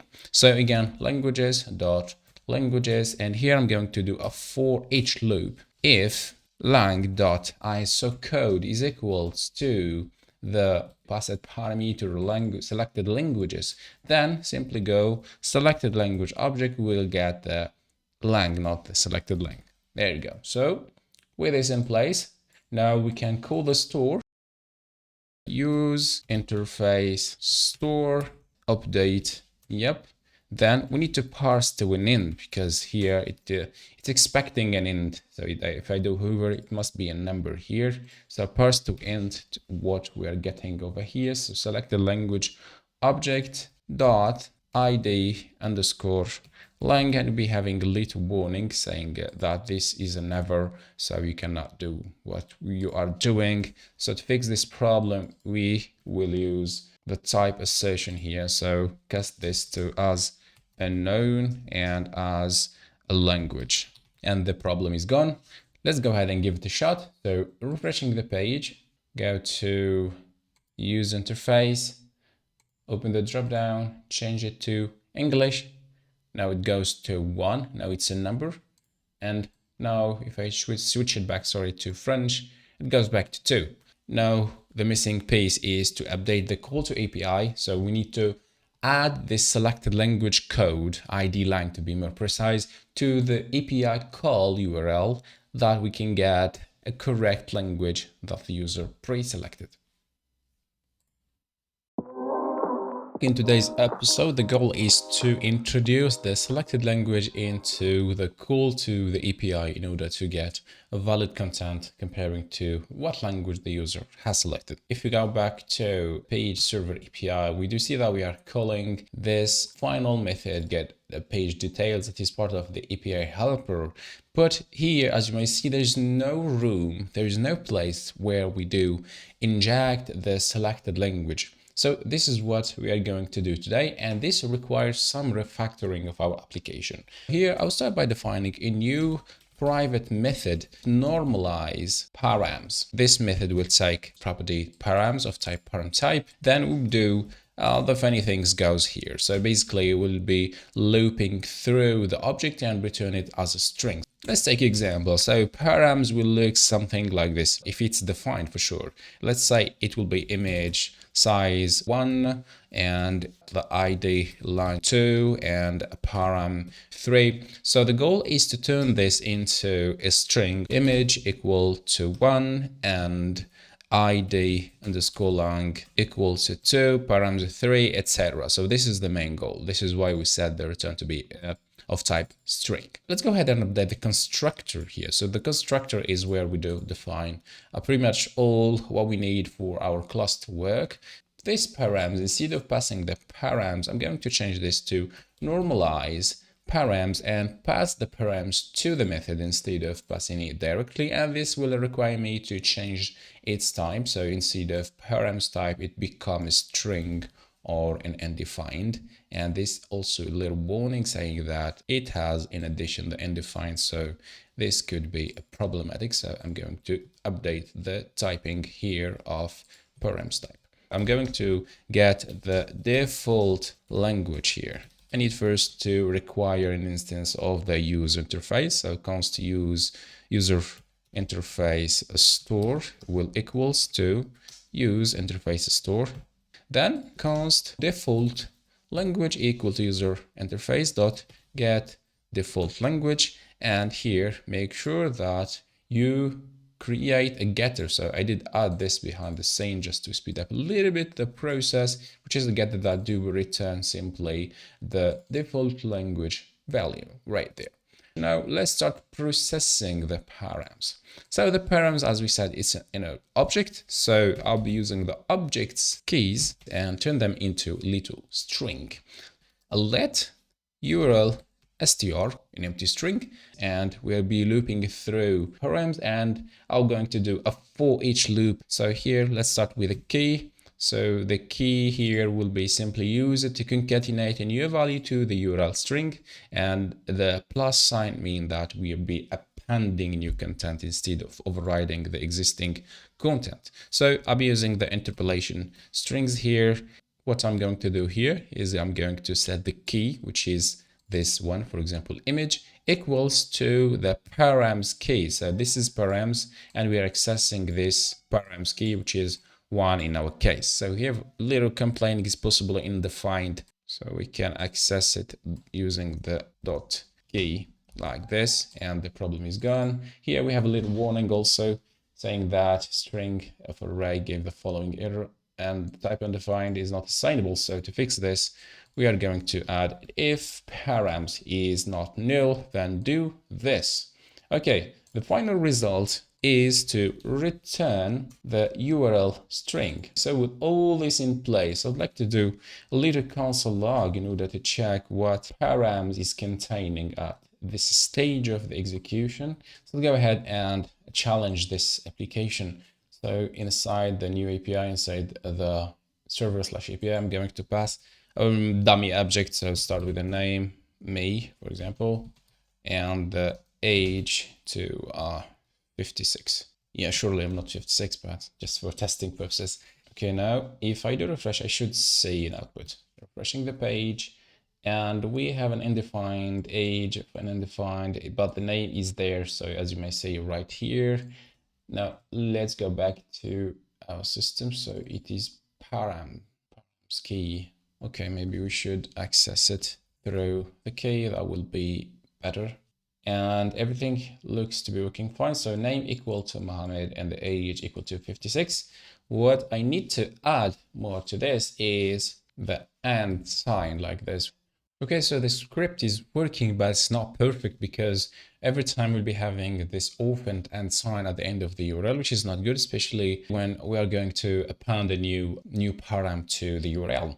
So to fix this, I'm going to alter a little bit my code. I'm going to place all this into curly braces, make sure that the params is available, and the object keys, I'm going to store it into const. So here I'm going to call this params as array equals to object keys of params. Then the loop will go through this little dude. I'm going also to alter the for each. So in addition to the key, I'm going to add another parameter to the for each, which is the index. So if I do hover, you do see that in the signature, we have a callback that take the value, take the index as a second parameter, and an array of string. The index is there. Then I'm going also to add a curly braces into all this, and let's the fun begin. Okay, so here when we have the key, the params, and this is our target. Plus sign without string interpolation. If params as array do length equal last index, don't append anything. Elsewhere, append an and sign. And one more thing I would like to add is to wrap all this into a curly brace and pay attention to here, to this comparison, because length will give us, for example, 2. So here it will be index 1 and index 2 and 3, well, for this example. But the index is starting from 0, so comparing the length to the index is falsy all the time. So you just need whether to increment this by 1 or to decrement this by 1. All right, so with that in place, let's go ahead and test our code. Boom, refreshing, and there we go. So we have the name Mohammed and the age is 56. So once again, I will be updating the for each loop, and here in the condition where we did reach the final index, I'm going to append the language, and id underscore lang equal plus sign default language. So once again, let's test our script, and we have the name Mohammed, the age is equal to 56, and the id lang equal to 2. Okay, so the other condition now, when this param is nil, we need to handle that. So when the params is nil, we should find a way to concatenate these things. We can do an else statement. URL string will equal id lang with a question mark this time, default language. Now let's go back and update this. Let's remove this object. So lang equal 2. Now what we need to do is simply to introduce this param into each method. We do the call, and we have a central method which is called call endpoint. So here we have this endpoint that is simply URL. We can do the following. In addition to that, I'm going to do plus sign this dot params. And just again to debug things, I would like to add a little console log to it. And we have full URL bootstrap id lang equal to 2. With the current setup, it seems like everything is working fine, but it is not. Let me explain what's going on. So now if I do refresh the page and go back to the terminal, we do see that we have lang set it to 2. Well, it looks okay, even by looking to the user interface, it is 2. Now, if I do switch the language, let's suppose the user switch it back to English, so the ID become 1 for the default language, then I would like to go to the checkout page, cart, whatever. Then I move back to the home page. Well, look at this. The ID remained 2, despite that it is basically 1. So this means that we have some refactor to do in order to fix this problem, and this will be done in the next episode.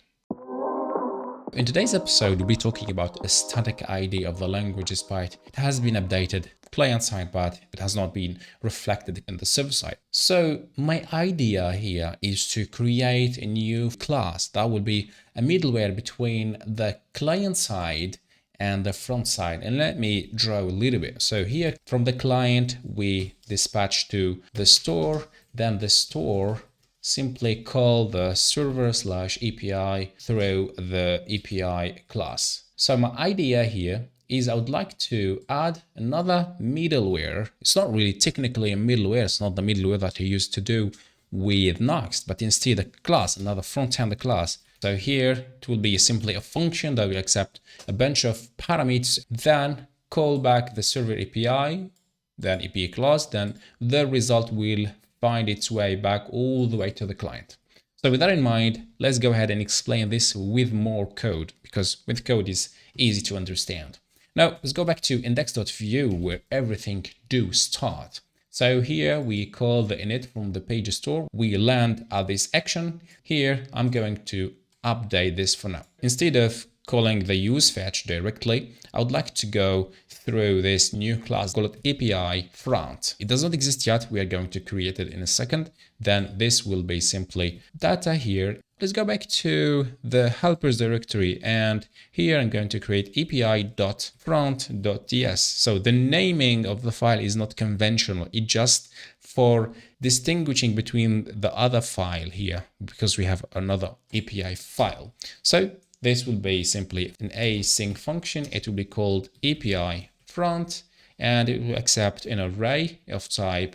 Well, for now, it will be params type, and it will have a body. So the body, simply I'm going to paste what has been inside this action, this init action, and I'm going to update it to fulfillment need. So the very first thing I would like to define here is this params type, which should be something different than key value, which is string, and this must be an any. So here I'm going to deconstruct the param array. So just give it a name. I need to have a method, a body, and also I need to have the path where to direct this call. And all this will come from params for sure. And possibly one of them could be null except the path. So the path must be valid elsewhere. We will need to throw an error because we cannot call an invalid URL.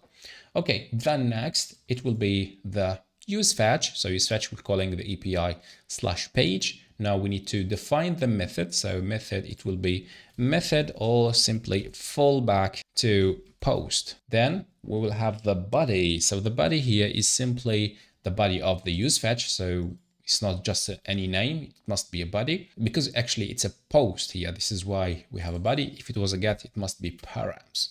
Just keep that in mind. So the body, I need to define what path I would like to call. So the path here will be simply path. The next will be simply the body. I'm going to spread it. Let me give you an example of what is happening here. This is Postman with a call to the bootstrap, but here we do have some parameters that we need to pass. So inside the store here, I'm going to have a little object starting with method here. I'm going to say that this is a post path page path. The other entry here will be the body. So this is where we are going to define all the props, and we can call it params if you'd like. It's up to you, no worries.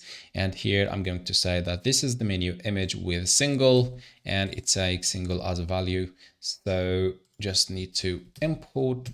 The next is as it is, nothing changed. And also it can take the params. So params are inside the body. Back to API front, I would like to remove this spreading, just needed to keep it as it is. So I need to have distinguishing between the path and the params for later use. Now we could carry on with the flow of data. So we are inside the API pages. Let's go back there, and here, this is the body. I would like to log it. So let's see how does it look like. What is interesting for us is this.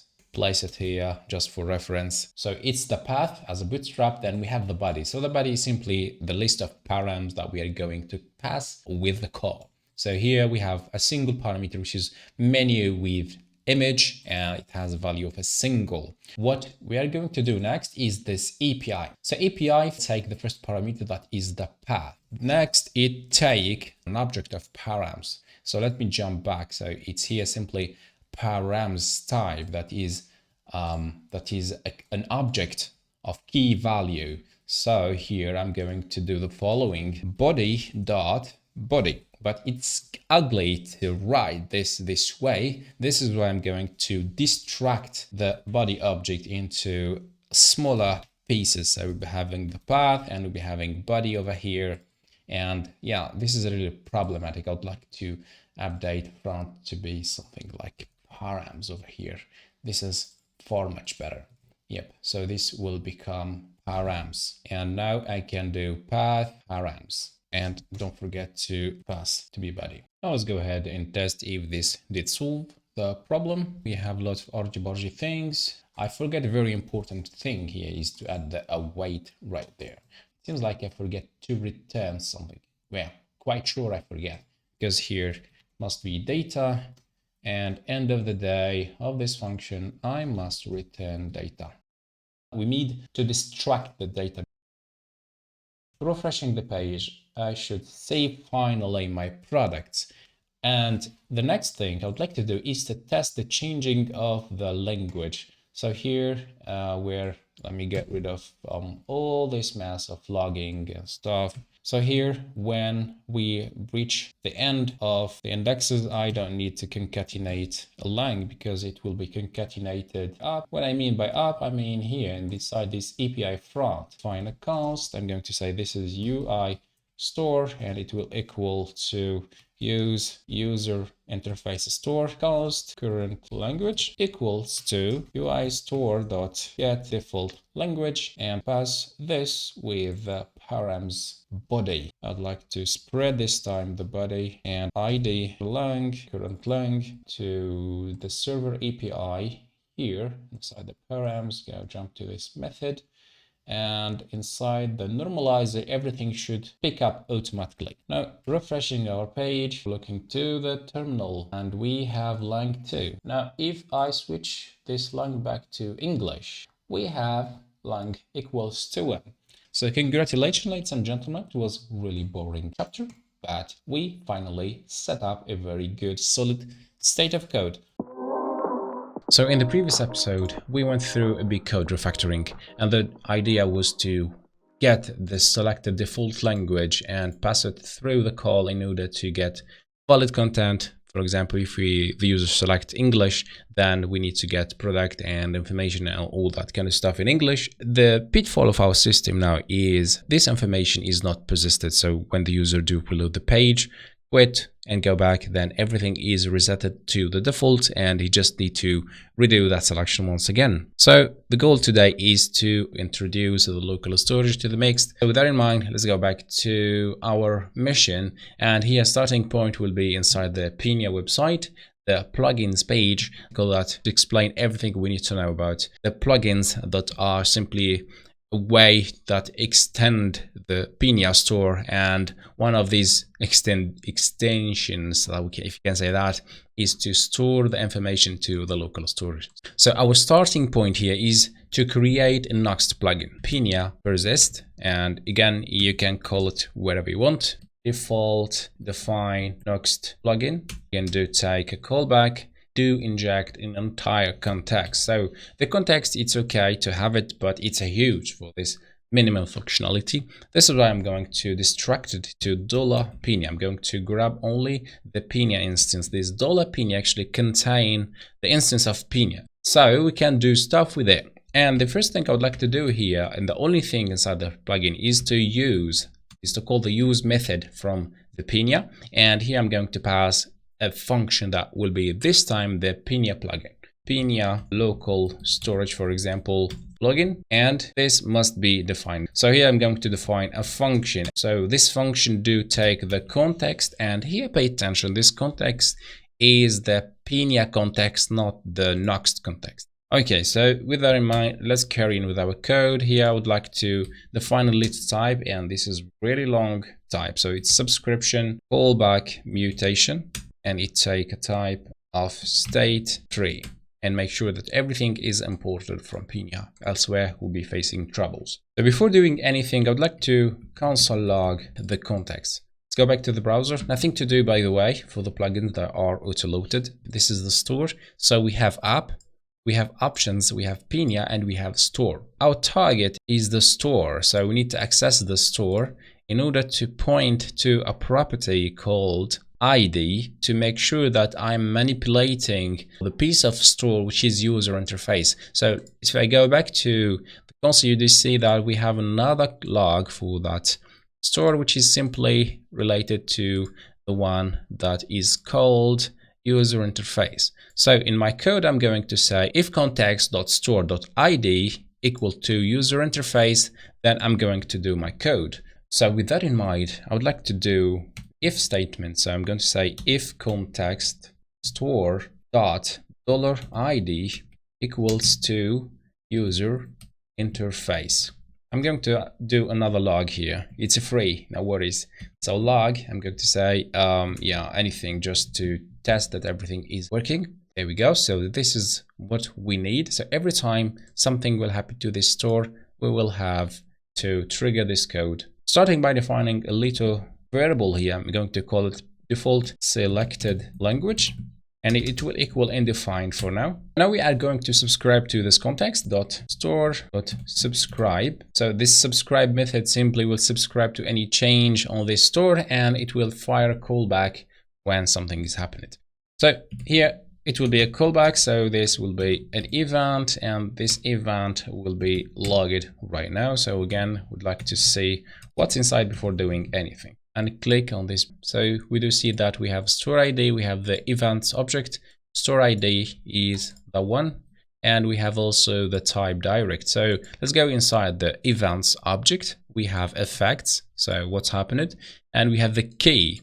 So this is our target, and we have the new value, and we have the old value also, and we have the target. So the target is simply the entire object of the user interface entry. If I do switch the language, we have the store ID and the type, it's okay. Then inside events, we have the key set it to default language. So I go back to the IDE. Let's define the type for event, and inside this callback, I'm going to say if event.events.key is equals to default language, then I'm going to do the following. I'm going to say simply local storage set item default language, give it a value of event.events.new value. Still have a lot of errors, TypeScript. We'll fixing that later, but for now, let's go ahead and test if this is actually working, and let's go. So here, if I switch the language from English to French, there we go, we have the ID, and now if I change it back to English, it's working as expected. The missing part now is when the user do reload the page. Local storage would be there, but language, selected language, is not what we are expecting to have. So here I'm going to add a new condition just under this if statement, and here I'm going to say hydrate, and like this word, the store.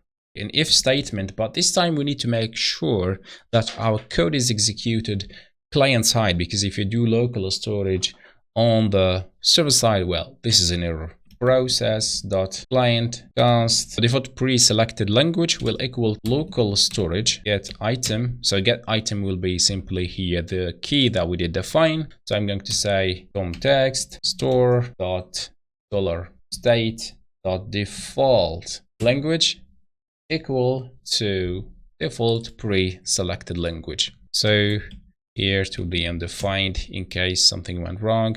So I'm going to say if default language, then we simply update the store. With that in place, let's go back and play around. I'd like to start by defining this to my name. So inside the view user interface, default language is 123. Now, if I do refresh the page, it will get hydrated. Not really. Oh, I know what's wrong. So it must be store, not store ID right there. Now, if I do refresh this page, here we go. We have my name defined as a value for default language.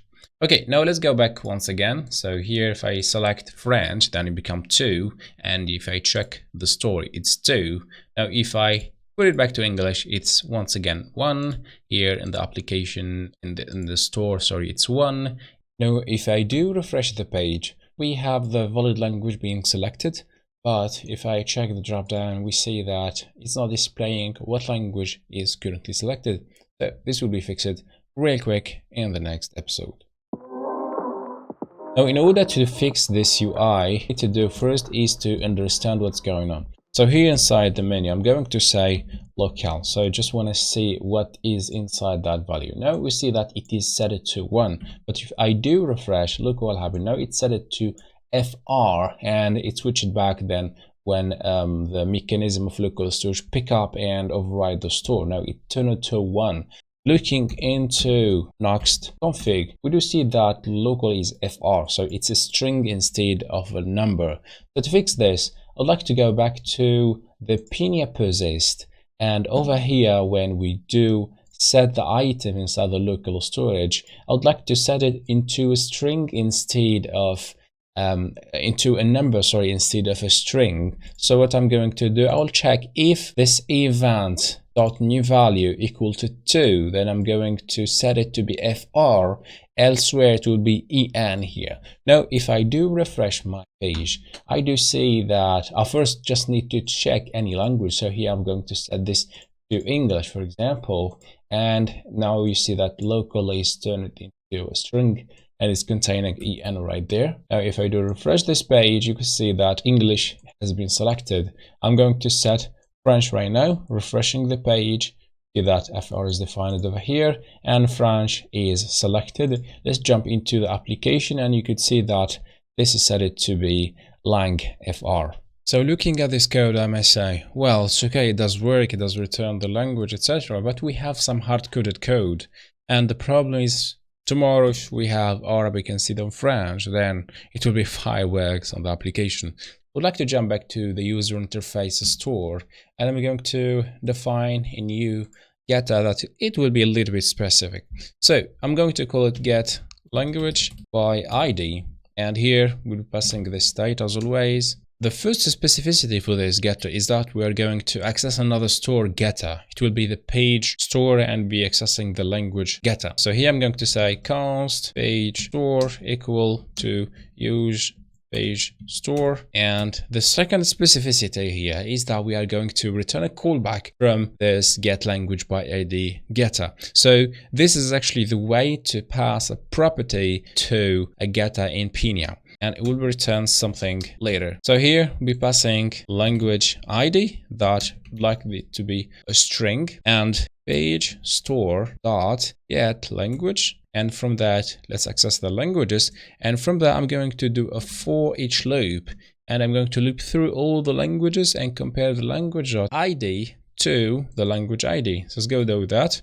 Boom, start with the first parameter, and the single one will be lang, and it will be of type language. If lang dot id lang is equal to language ID, and I'm going to cast this to a string because it's probable that this language ID will be of type number. So just to make sure that everything is fine with this composition. So if this is true, let's define another variable, selected language equal undefined for now. Selected language will equal to lang. One last thing is to return selected language, and by this it will be of type, let's do the typing, so to be language or undefined. Now let's go back and grab this method and go to the Pinia Persist. So instead of all this argy-bargy, I'm going to call it instead, and here in order to access it we just need to do context.store.get, because store is simply the current store, in our case is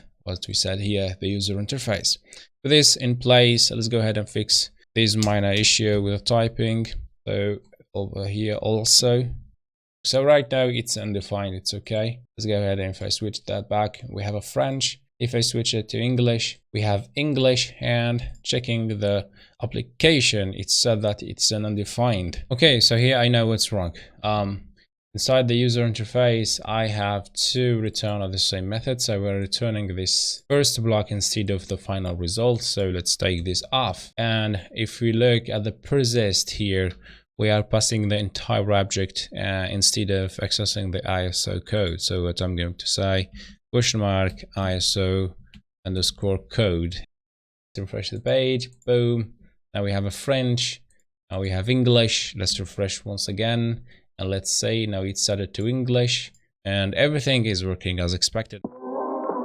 On this part of the course, we will be working on the search engine and all the functionality that came with. So first of all, the home page will having this input text with a button that will trigger an action, and later we need to integrate the API call that will fetch these products related to the keyword that we'll be typing, and also we need to integrate the product listing page. That will be a little bit similar to what we have here on this new arrival component. So with that in mind, let's go ahead and update our code.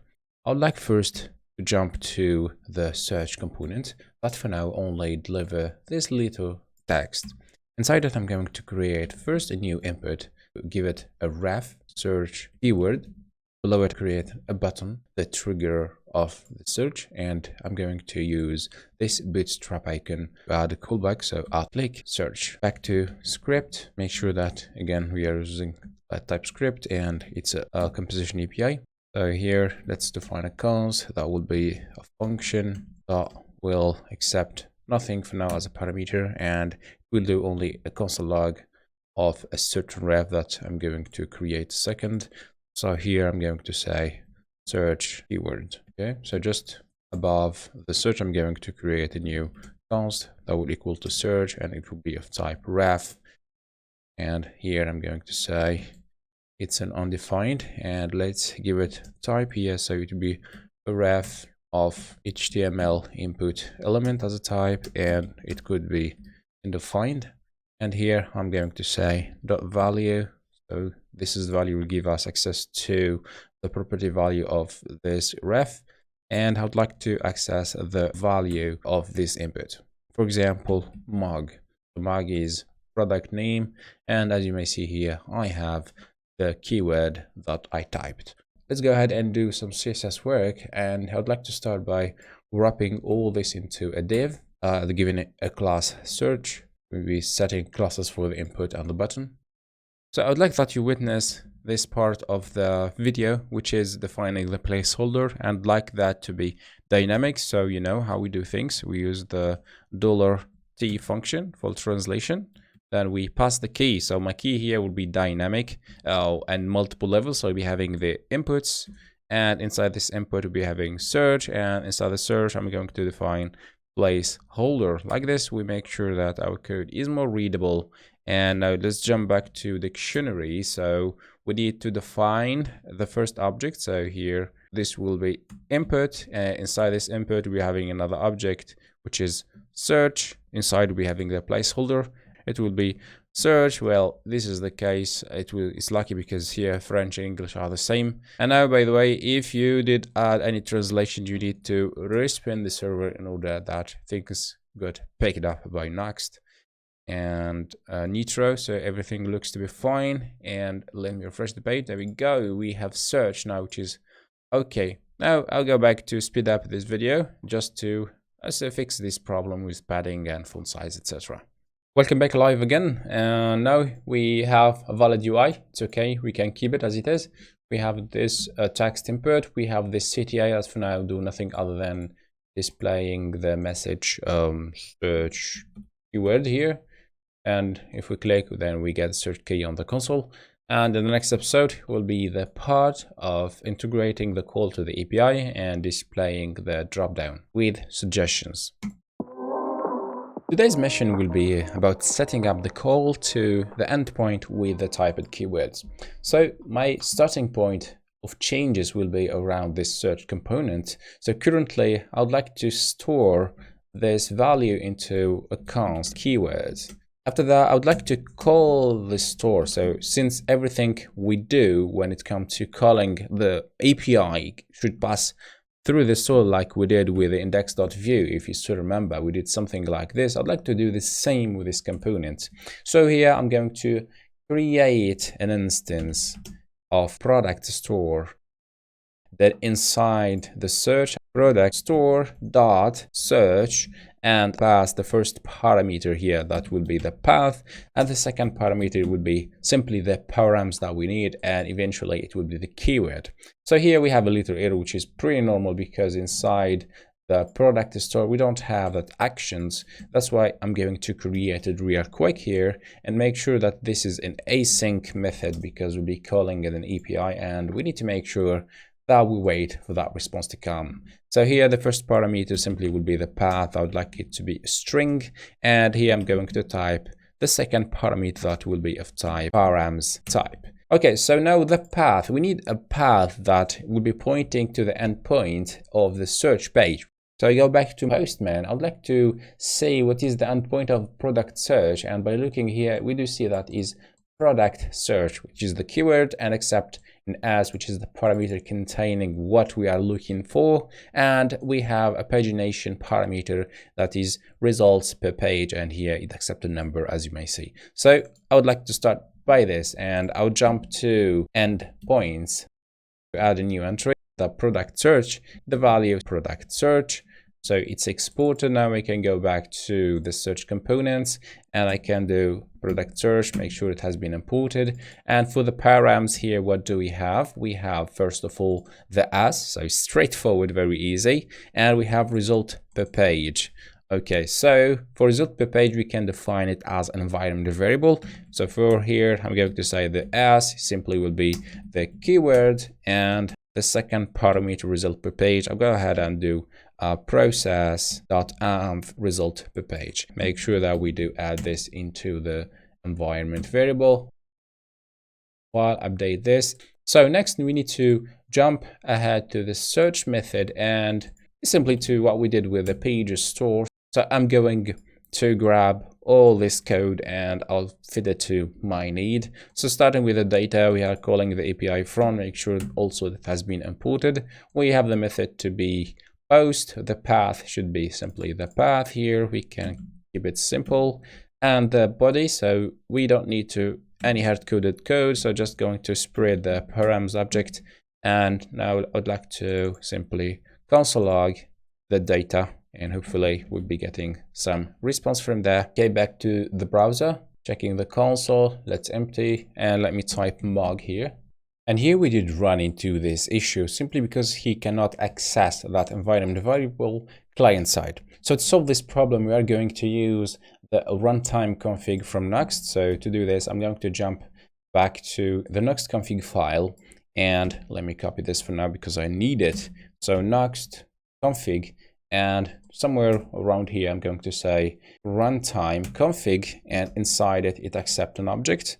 So inside this object, we have two possibilities. We can define any private, so any variable we define here, this will become private and only available server side. But we need something to be accessible in the client side, so I'm going to say public, and this will turn everything into public. And I'm going to say result per page will get the value of process.env.results back to the search component. So I'm going to use composable use runtime config equal to use runtime config. So here, let's make sure that we do access the public, and from the public, I'm going to say the result page. So here, let's test with mug, hit submit. We have an object. Let's check the value, the target, and we do see already that everything is okay. We have the call. Now what we need to do simply is to display some suggestions here. What I would like to do right now is to improve the usability of this form. Let's suppose that we will be searching for a product that is unique in our store, and the user simply type mug earth, for example, and there is only one. So Actually, at this point, there is no need really to go to the listing page, and from there the user can click on that product to access its page or added it to the cart. So what we are going to introduce here is a drop down that allow the user to directly access the product page. I'd like also to update the functionality of this button. So instead of triggering the search on this page, it will land the user into the other page that will be the product listing, and from there the user could carry on with the search results. What I'm going to do first, use this search to handle the changes on this input. All right, jumping back to this input, also I'd like to change this to a V model to have a two-way binding, and that could be able to watch the value of this input. So here, this search keyword, we need to change its type also from HTML input to a string. So as we said, the search will no more do the job for this button, so we can take it off for now. Okay, and I'm going to add a watch. So watch is simply, as the word explain, it'll be watching the keywords input. So every time the keyword change, I would like to see if it's 3 character. If it's yes, then go ahead and do the submission. So watch whenever that value do change, execute this callback. So the callback do accept the new value and do accept also the old value, in case you need to do anything with this old value, but for now it's not really what we need. Start with a new value, to log it to the browser mug, and look to the browser. Every time I do type, there is a watching callback being fired, and it does log that information. So what we need to do is simply going to check if dot length is bigger or equal to 3, execute the search method. I go back to the browser and 1, 2, 3 mug. Now we have a fired call, and we will have our results here as again 5 products. But we need to pay attention, because this could be a little bit tricky, especially if we keep typing, then we'll be calling the API with every character. So to solve this problem, I do suggest that we use a debounce method. Well, some people might be wondering what is a debounce functions. Well, you can simply Google it, and there's a million of them. They are simply a high order function that return another functions to create closure around the function itself with its parameters and the timeout and the timer variables. So a little bit complicated as a definition, but it's very simple. So stick around and you will understand what is debounce functions. So back to our IDE, and here I'm going to jump into the help directory, and let's create a debounce inside this debounce.ts. So export default function, you guess the name, debounce, and this debounce will accept one parameter, the number one that will be of type functions, and the second parameter I'm going to call it timeout, and here let's initiate it to be 500 millisecond by default. Jumping to the body of the functions, the first variable I'd like to define is timer. And next, I'm going to return the function. So as we said, this is a higher order function that will return another functions. So I'm going to spread the arguments if we have one or some. And inside the body, I'm going to start by clear the timeout, and I'm going to pass the timer here. Then the timers go ahead and give it an any to avoid all these hassles. And this too. And here I'm going to do my thing. So timer equal to, here is the magic word, does it happen? Set timeout, and go to set the timeout. And inside here, do func.apply, and I'm going to execute the function that has been passed as a parameter over here with the passed arguments. And here I'm going to also spread the args. Nothing really fancy, don't forget the timeout, and everything is okay with our method. So it's really simple, very straightforward functions. And if you have a little bit of trouble understanding what's going on, well, simply Google it. You found plenty of articles explaining what is a debounce functions. And the only thing I would like to update into our code is the definition of the search. So instead of inserting this function directly as a value, I'm going to wrap all this into the debounce. Now if I type mug, then half second and we have one call. Now if start typing, now since things just continually, then nothing happened only after half a second that we have another call being sent. And as you may see here, it does work very well, except that we don't have any results, which is okay. So let's go ahead and give it another shot. So let's say Hummingbird and single one call has been initiated after that little timeout. So our debugging system is working as expected. Now let's move on to this call to action that will lead us to the product listing page. What we are going to do now is to add the possibility of having something similar to this, a dropdown with the found item, the return item from the API, and the users could simply click onto one of these and be landed into the product page. So nothing you missed actually here. So let me just show you what I've done behind the scene. So here I created a new component. I call it product suggestions, and inside it I simply dropped bootstrap list group with some static content for now, and also I tweaked a little bit the template I'm using currently, the bootstrap grid, to have the layout that I want to have. Okay, so with that in mind, the logic that we are going to adapt now is when we do fetch a mug, I would like to update this piece of state. So product search suggestion will contain the returned results of the search API endpoint. To jump to product store, and here specifically the search actions, and instead of console log that I will leave for now, I would like to make a little test. So I'm going to say if data.value.code, and this is the code returned by the response. So it's 200. I'm going to say this dot suggestions, product suggestions equals to data.value. So right now I'm going to check this real quick on the browser, and putting here, boom, boom, there we go. I'm going to say mug again, and let's see, there we go. So immediately we do see that we have the object being injected, but here just want to do something. I'd like to only inject the PS data object instead of the integrity of the object, because we don't need to have that code, etc. With that in place, what we need to do next is to jump to the suggestion components, and inside the script I would like to get the suggestions from the store. So what I'm going to do, I'm going to say a const here, and this will be product store will equal to use product store. With that in place, I'm going to destruct here. So let's jump back to product store. And here I would like to define a new getter. So this getter will simply return this property. So I'm going to say get product search suggestions. That will be simply a function that will take the state as parameter and return state.product search suggestions. Copy the name and let's do the instructions. So here I'm going to say get product suggestion, etc. And over here I'm going to display what is inside. All right, so for now, quick refresh, we do see that it's an X. So you look a little bit here. So if I do mug, hopefully I will get an entire object of information about the product.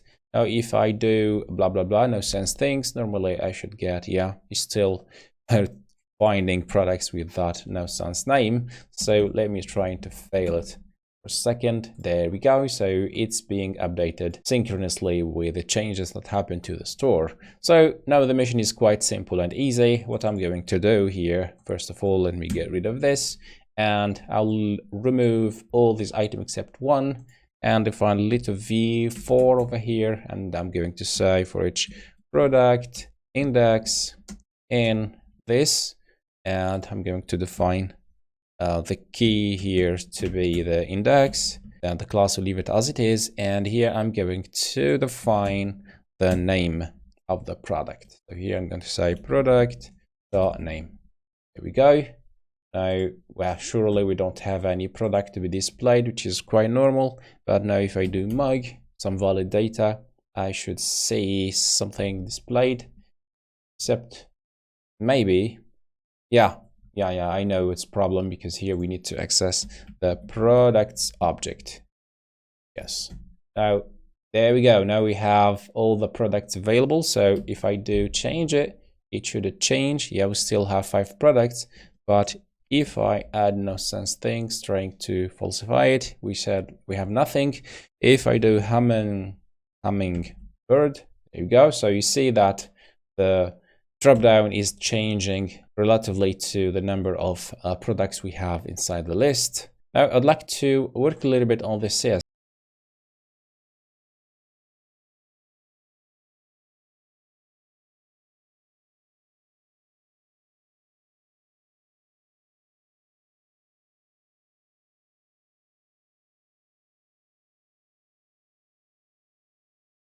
To add the link to each element, and back to the suggestions. So here it would be Nuxt link 2 would be pointing to nowhere. Now if I click on any of them, I should be landed into the same page. And here, if you noted, when we went back to the previous page, you could see that the dropdown is still there because the data still persisted in the store.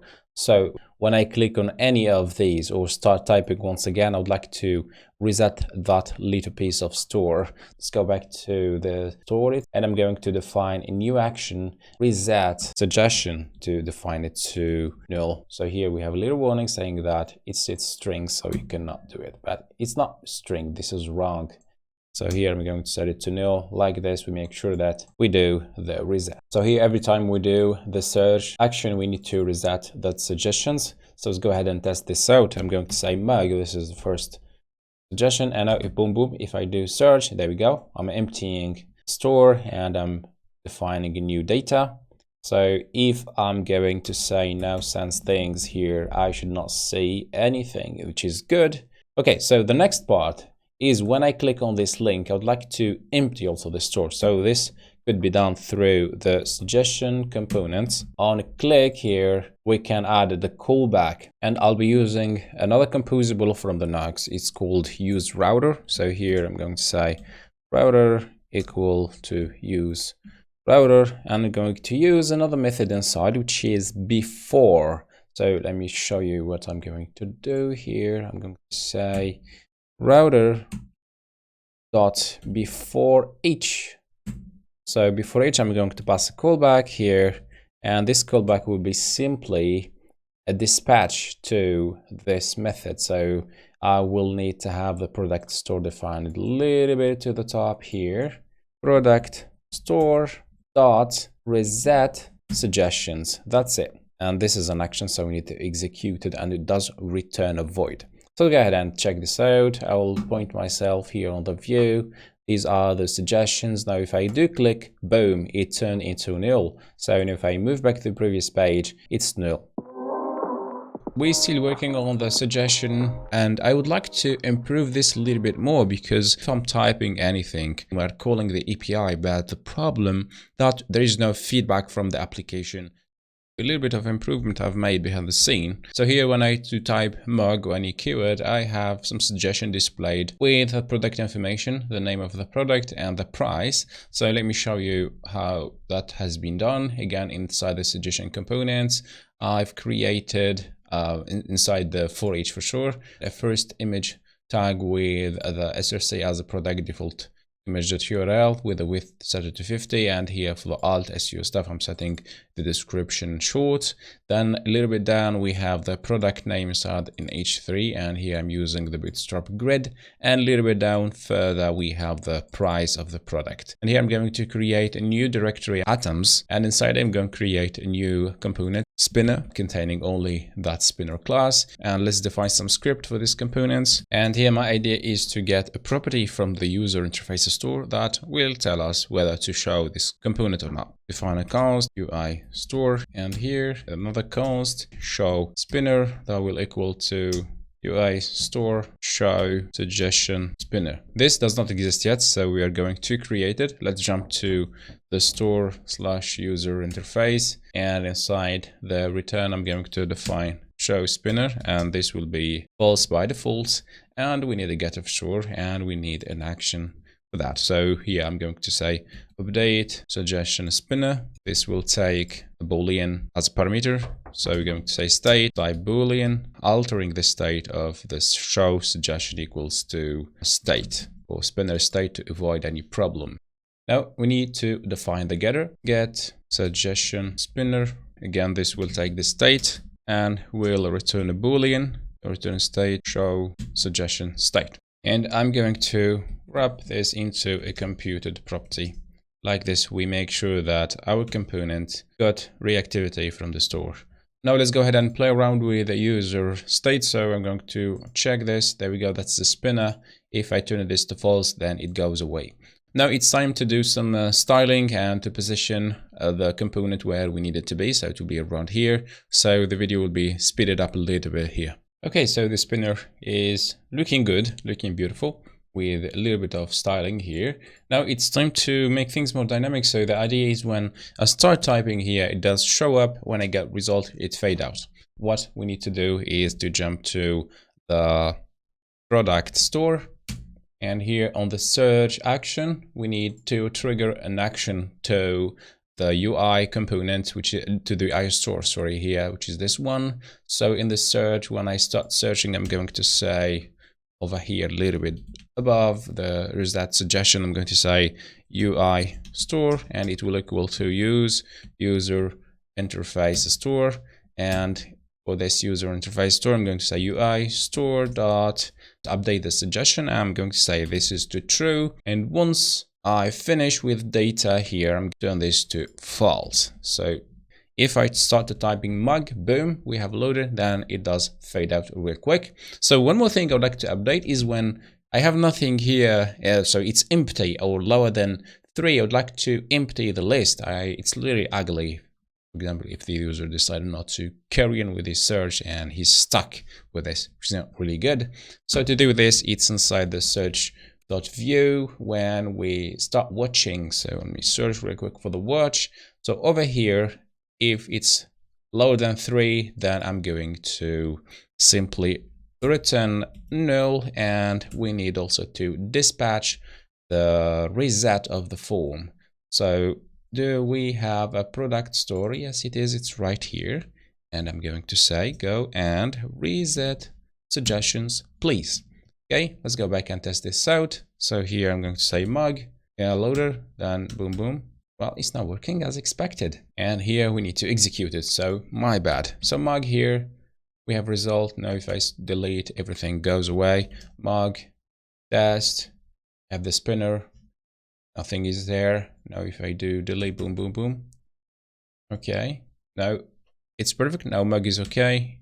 I'm below 3, then there is no results. One more thing I would like to do is I type no sense things. I would like to display a little message saying that we did not find any product that correspond to your search. So again, I'd like to go back to the product, go to suggestions, and I'm going to check if the products array is null, there is no products, then I'm going to display that little message.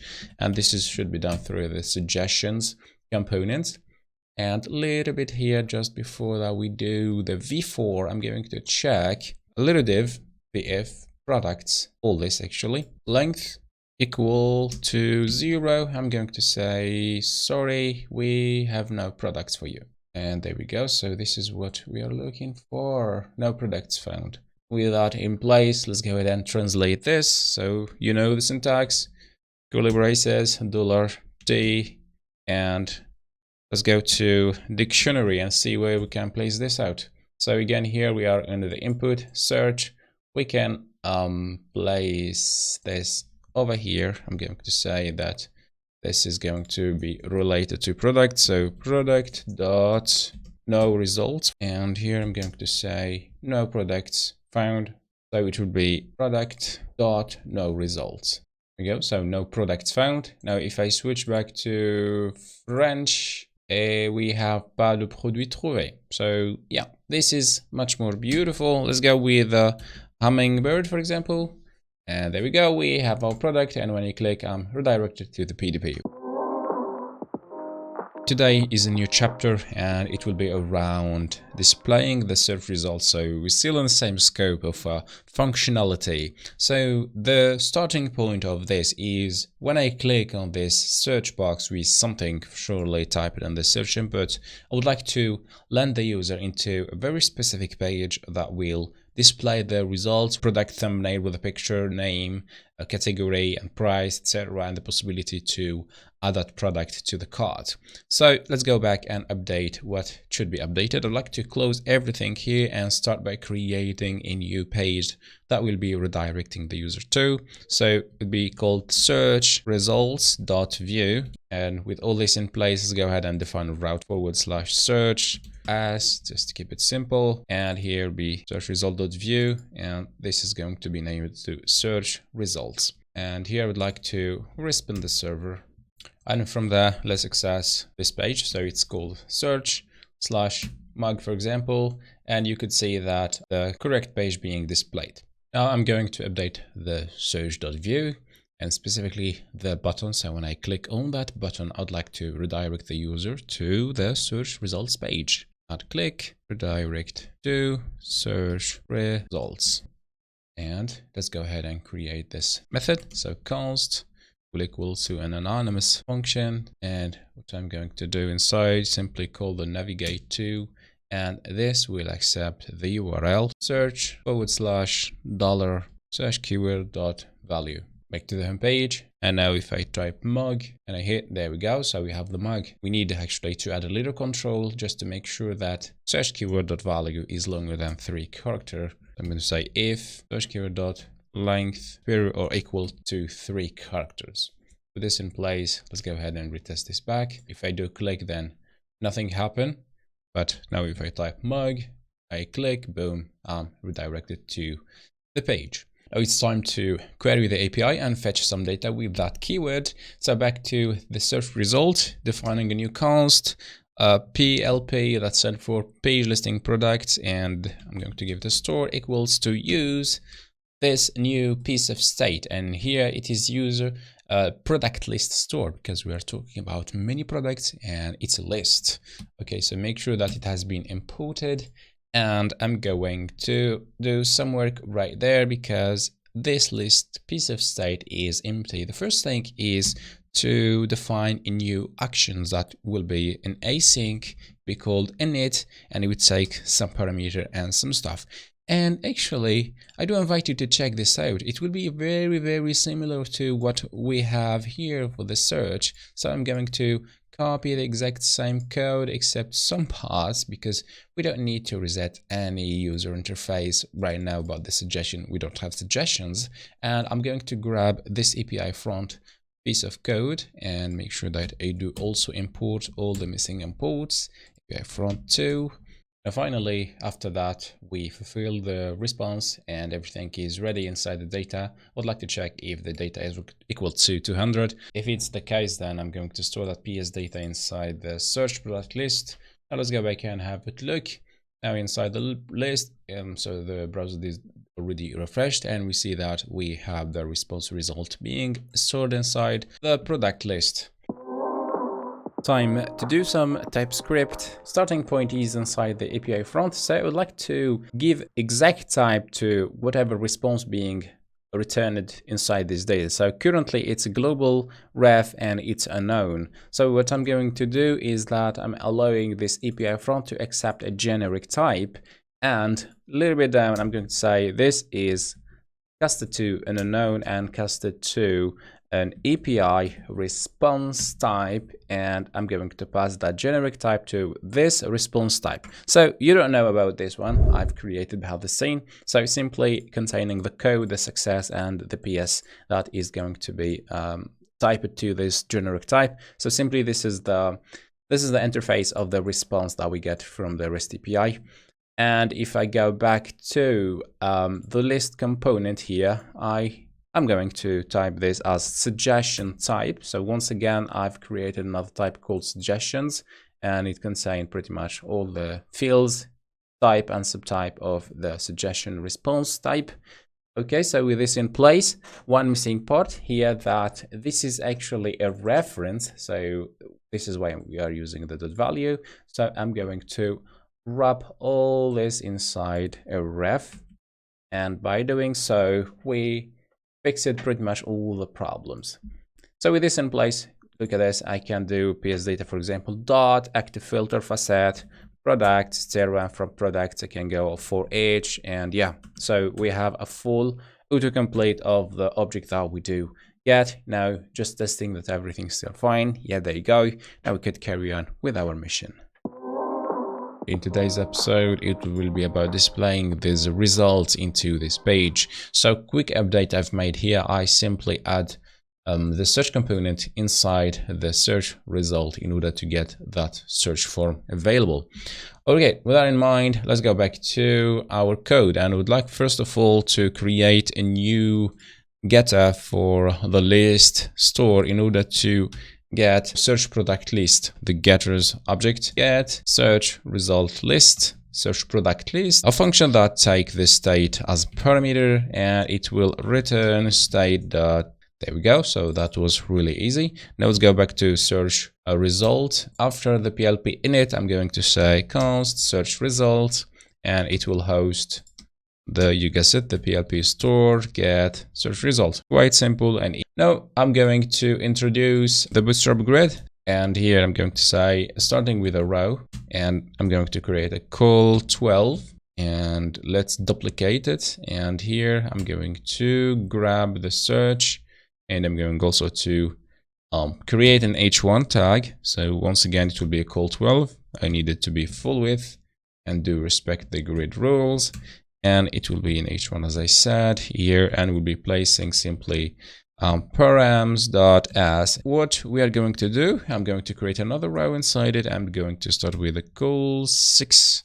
So this will be the host of a single component. A little v4 goes here, and let's rock and roll. So I'm going to say v4 product and index in this. Go ahead and define the key, please. So the key will be index, and here I'm going to say here we need to access the product. And let's jump back to the list and define the returning state. So return type will be suggestion type. And here, let's go and update object.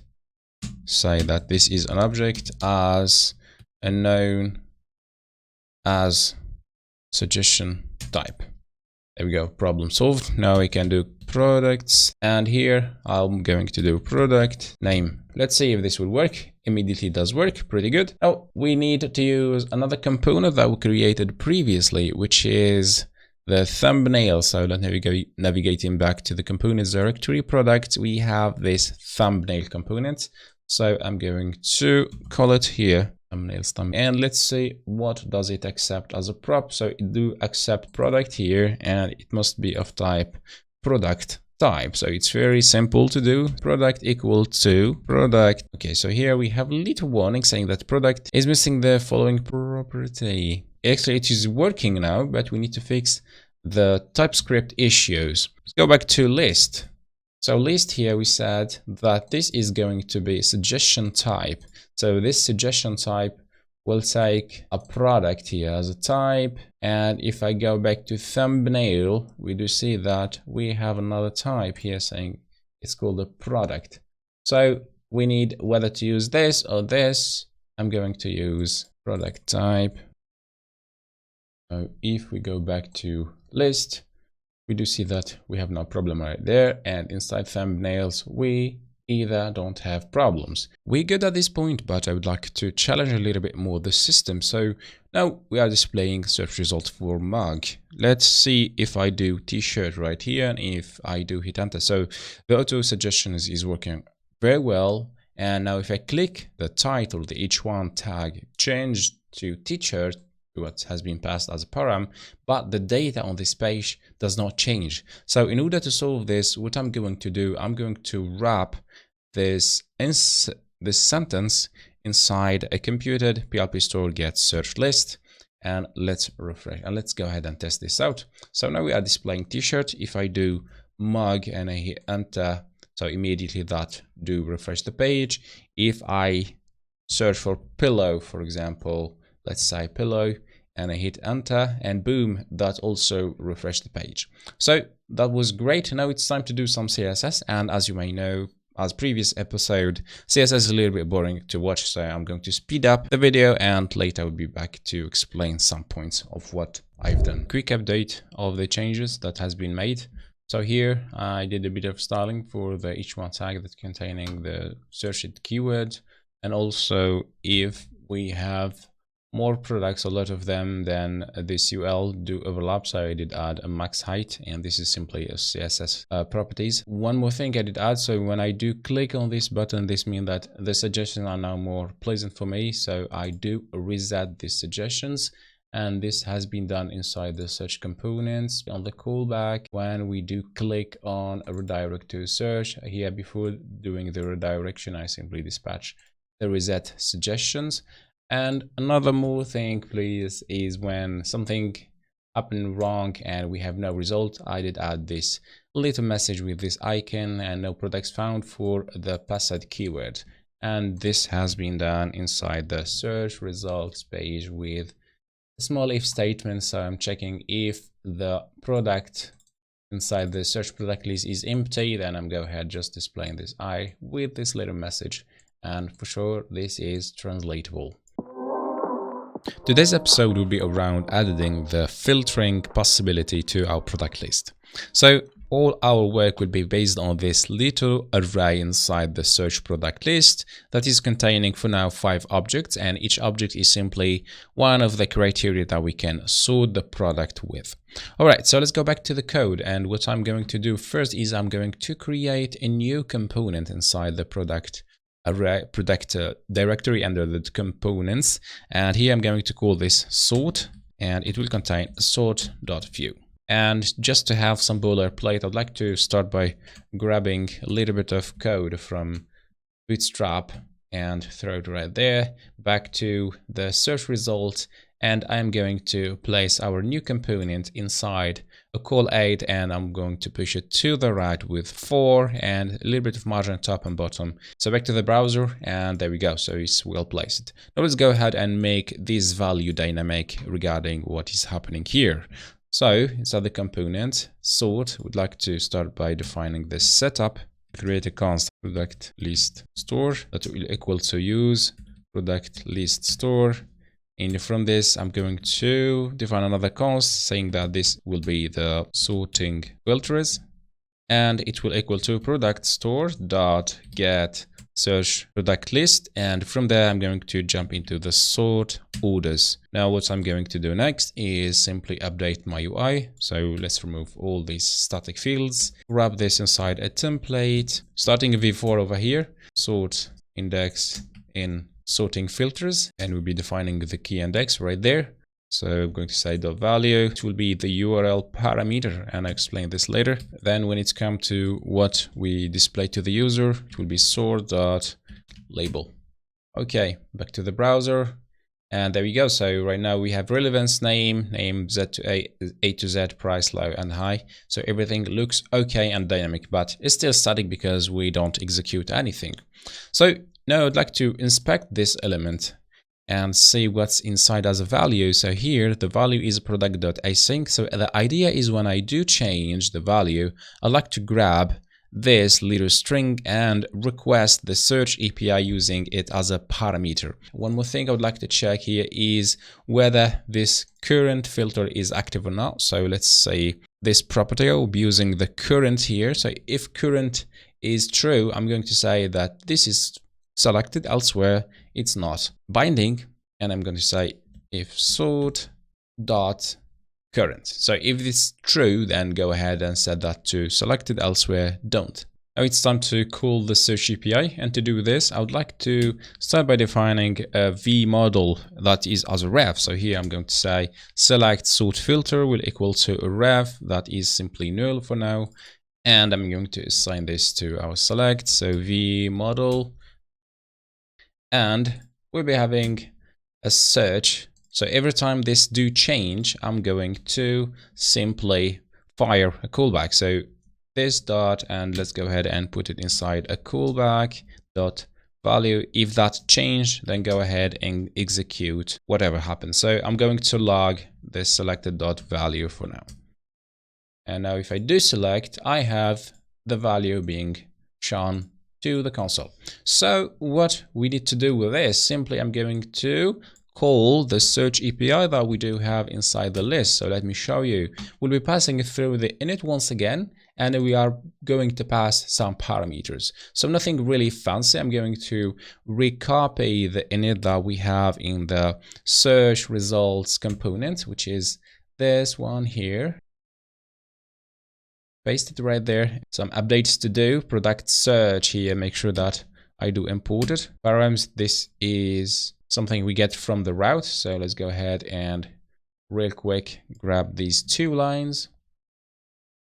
And what is also missing is PLP store. Here we are using another name for that. It's called product list store. We need to add the other parameter. So what is the name of this parameter? I'm going to jump back to view development tool, and the next parameter should be called order equal to whatever the user selected. So order selected.value. Back to browser, all the fields are not selected. And now if I check the name A to Z, if I change price low to high, if I change price high to low, so it's working. The system is working fine, but I'm not really happy. And let me explain. So here as a user, I'm landing into this page with various products, but I would like to have a quick access to the best product in terms of price. And there we go. So it is working as expected. I've selected this one, but when I landed into the product page that for now is broken, we'll be fixing that. I don't like certain properties of this product, so I would like to go back to the previous page. But the problem here is the filter has gone, so I need to do this once again, and I need to fetch what is the product that I would like to see next. I did even forget which one I visited first. So in order to fix this, we need to persist this price desk or whatever other filter into the application, whether through the URL or the local storage or else, in order that the user could get back to where he was before.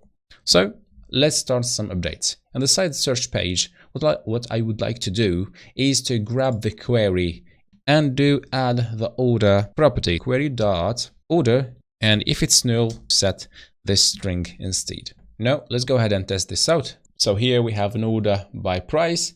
Now if I remove this off and only leave the keyword, I will get a relevance order applied by default. Okay, problem number one fixed. Now we need to fix the redirection from the search. So when I type mug here, for example, and I hit this button, I would like to pass that filter in the URL. Inside the search component, what I would like to do here, navigate to, this is our search value, and I'm going to add order equal to product position ascendant. So like this, if I go back to the home page, for example, and I do boom, for example, right there, and hit enter, I could see that we have the keyword right here and the order set it to be using the relevance filter. Now, the other point of improvement is this UI, this dropdown that does not really follow what has been passed through the URL. So to fix this, I'll go back to the source component, and once again, I would like to grab the query from the route, and inside the ref that is simply hosting, that is the vmodel for this dropdown here, I'll go ahead and define the default value to be query.order, elsewhere define product position ascendant the relevance filter. So let's go back and refresh this browser. Now we have the product price descendant. We see that it has been selected by default. Now if you switch this to name Z to A, it is changing, but we still have another problem. I'm sorry to say that, but I'm saying this all the time, that there is a problem to fix, which is good. For example, here, if I change the order by price from high to low, well, it's okay, but the browser URL does not say that. It's still product name.async. And if I do refresh, once again, the filter will be gone. So to fix this, what I need to do is simply add a little small line, which is here router. I'm going to use the composable use router that will give me access to the query and the possibility to replace. So here I said, if I do change that little selected sort filter, go ahead and replace the order by the new value. And let's say this in live. So let me clean this. Here we have product name async. And if I change this to price high to low, boom, it is working as expected. Now, if I do refresh the page, here is the fun, it remains as before. So now we can say that the filter is done, guaranteed. Today's episode will be the start of a new chapter of this course, which is the product details page. So let's have a look at the design. Right here we have the final results. So we'll be having the product image and with a little carousel and some paginations. Then we have the buy box with all the information about the products, how to add it to the cart, etc. And something is wrong with this design, that we are locked on this page. There's no go back buttons that could land us into another page, and the bottom menu has been deleted, which is not really good for the user experience. This is why I'm going to keep this bottom menu visible everywhere. So starting with the pdp.view, this is where we will be hosting the details of the products. And the first thing we need to do here is to get the information about the current product. So regarding to the URL, we do see that we have the category, the ID of the product, and a name for SEO reasons. I'm going to start firstly by defining const. I'm going to say this is the route, and it will equal use route composable, and from there we will have the params. So const, let's say this is the ID, and to make sure that what are the names, go back to the routing and go to product details, and this is what I need to get from the path. So I'm going to say ID will equals to route.params, and now we can, if you'd like, display the ID template. There we go. It's one. Now we need to set up the call to the API and to fetch the product with this ID. Yeah, I would like to grab back the Postman tool and like to see what parameter I can also pass in addition to product ID. I can pass the image type with all image also, and we have ID customization 0, group, etc. So I'm going to keep it simple. I'm going to only pass the product ID. I need to define this in new entry. So back to the API routes, export, product details, and I'm going to remove this one. So back to the product store, and I'm going to define a new action to be called init. So it will be very similar to the search, but search here is specific for suggestions. So I'm going to adapt it to my need, and path and params, paste this right here, API suggestion, the method post, etc. Everything is exactly the same, but the only point that changed here is that we are going to update the product instead of the suggestion entry. So here, once again, I'm going to recopy this. This is going to be product. We need to pay attention to this. So this should become product type. There we go. And here we need to cast the type also to product type as product type. And we are good. This in place. Let's go back to PDP and let's create a new instance. So const PDP store equal to use product store, and after that we did get the ID. I'm going to do PDP store.init and make sure that we do pass the path. So the path in our case will be this product details, and I'd like really to add the path here in order to avoid any collision with other endpoints. And what parameters I'm going to pass? I'm going to pass simply the ID, and I'm going to say that is going to be not the search, but product details. So here we need to pass product ID, ID as a value, image type will get large as value. So with all this in place, let's go ahead and test out applications. Now back to the development tool of a view, and let's see what will happen. So we have 8. We have a product, and we have products that's containing an object, and it does have all the information about the current product. Now we can start putting all the pieces together, images and details, etc.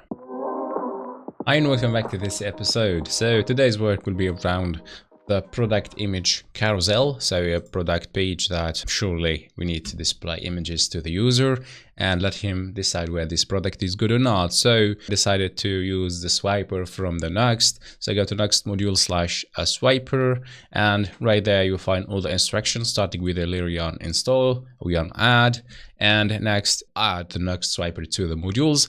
Then defined this empty object for now and grab a basic example, which is this one. So I did all this behind the scene just to gain some minutes. So this is the example, and inside the Nuxt config, this is the addition of the Nuxt swiper, and this is the new entry. So I go back to the PDP where all the magic should happen, and if I do swipe, yeah, it's working out of the box. Now we could carry on and make these things more dynamic by displaying a product image. So back to the code, and here I would like to start first by defining a new getter that will simply return the object state.product, which is simply this one. Okay, now go back to the pdp.view, and we need to get that object. I'm going to say this is a class called product details, and it will host pdp store.get product details. There you go. So now with this in place, we can start manipulating the template. I'd like first to wrap everything of this template inside a div. So I don't like to do anything the time that I don't have a product object. Vif product details. And in addition to this vif, I'm going to add another vif, and it will be inside the swiper. So if we have images right here, .length bigger than 1, we need to display the swiper, because it does not really make sense to have a swiper with one image. We can start manipulating the swiper slide. This is going to be a slide in index for key, and this is going to be product.images, and here display slide.src. Back to the browser, quick refresh, and let's see what will happen. Okay, it's pretty normal because actually we have one image for this product, so we don't get into this swiper block. So now if I set it to 0, there we go, we have one image. Okay, now let's keep it as it is, and let's start by defining a little image tag. And here, let me grab this because I'll need it later. So emg, there you go. With an src, I'm going to use a binding over here. It will contain that. Then for when it's come to the alt, it's quite important to define slide dot. Now here the problem that we are inside the for each loop, so I need to go one step up, and here I'm going to access the product dot description short right here, and we have the image. Okay, quite good. So just to have the swiping slide effect, I'm going to duplicate the entire for loop. Go right here too. There you go. And like this, we have two images. Yeah, we do swipe. Let's try to find a product with multiple images. Here I found one that has two images, and you see that it is working pretty fine. Now I would like to enable the pagination. And after a long time searching and debugging for a problem, it turns out that this configuration is useless. So you can simply take it off and keep it an empty object. And to enable pagination, first you need to pass swiper pagination option into the module and add the property pagination true over here, and you should be good to go. Now, if we do refresh the page, you could see that we have two dots that do the pagination for us. Now back to Figma, and what we are going to do is to set up the style for these paginations. So it's a bit of CSS stuff. We'll be gone here.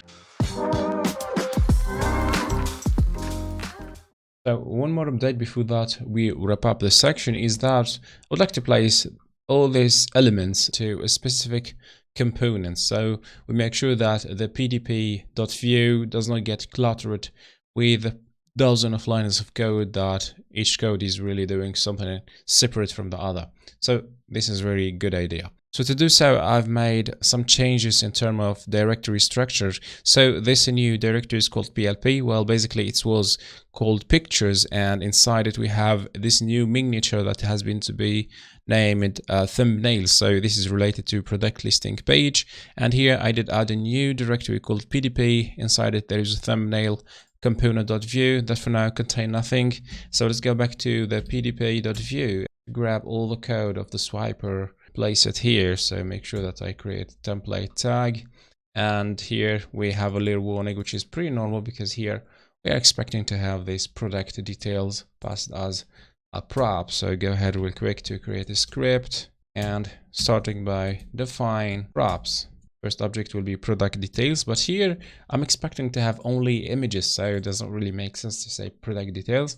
And let's define the type. So the type will be an array of images. Okay, now we need to update the template. So product image will become accessible directly, so there is no need to do the dot image.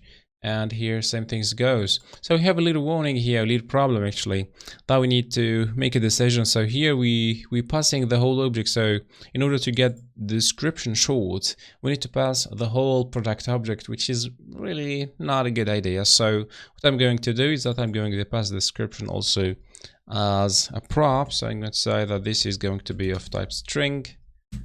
And yep, so now I can simply do product description. And a little bit to the top, again, we don't need to access that. So here, VF, actually, there is no need to pass the VF right here because we'll be checking this somewhere here inside the template. Let's go ahead and include the PDP thumbnails, and let's pass the first property, which is product images and product dot images. And the second prop is going to be description short. So it will be once again product description short. There we go. And we can do little VF right here. So we can say this product dot images dot length is bigger than 1. Back to the browser, we see that we still have the same rendering. In this episode, we'll be working on the buy box. So buy box is simply a collection of multiple components, the title here and the product information. The reviews, unfortunately, we don't have that installed in the backend, so it won't be available. Then the product definer, if you can say that, how much product you'd like to add into the cart. Then if we have any size and color, like these combinations, little description, the price, and the add to cart functions. So jump back to our VS Code, and here I'm going to start by creating a new directory inside the PDP buy box dot view, and let's throw a little template here back to the PDP.view. There you go, and we should see a little message there saying that a buy box. Okay, so the specificity now we need to apply is the CSS rules and the grid and of bootstrap generally. I'm going to wrap this inside the container and place all this inside. Add some padding top and bottom. Margin top will be 3 and a little bit margin bottom also 3, like this. It will be spaced better. And let's start. So the first thing I'd like to do to put in place here is the product name. So here, the first thing to think about before defining anything is to pass the information to the buy box. So I'm going to get the product from the store because this buy box will have many subcomponents actually. So it won't be really practical to have buy box that accept props, and the props are passed also down to the subcomponent. Yeah, so you get the idea hopefully. So here, let's start by defining a cause. It will be PDP store that will equal to use product store. And here const product details equals to PDP store dot get product details. All right, so the first thing I would like to display is the product name and this little category or this kind of reference. I'm not sure what's this about inside the design. On the right side, we'll be having the define the quantity of the product. So let's go back to our template. In here, this is going to be call 8 and duplicate this real quick, and this will become call 4. And here, let's go ahead and define and each one. So this is the very most important informations, and here it will be product details dot name. We have hummingbird printed. Now it's time to put in place this component is how much we need to put inside the cart. I'm going to get help from a code that is shared through codepen.io, and I'm going to use it real quick here. So I would like really to once again put this inside another component. So the buy box is going to have another subfolder here, quantity control, and inside it quantity control view. I'm going to throw that little boilerplate. Let's copy all the CSS right here, style, and make sure this is copied. Let's go back to buy box, and here I'm going to say this is going to be the quantity control. So please go ahead and import it. There we go. So the styling is done. Now it's time to pass all the information about the stock, the quantity, the minimal quantity, the max quantity. So I would like to start by defining some props. Here I'm going to look into the product details because I have the whole type of the product, and I could say that we have quantity, we have minimal quantity that I will need to. This is going to be of type string, and here also I'm going to add the allow out of stock. This is of type string, so this means will allow that the user select quantity of the product that is superior than what we have currently.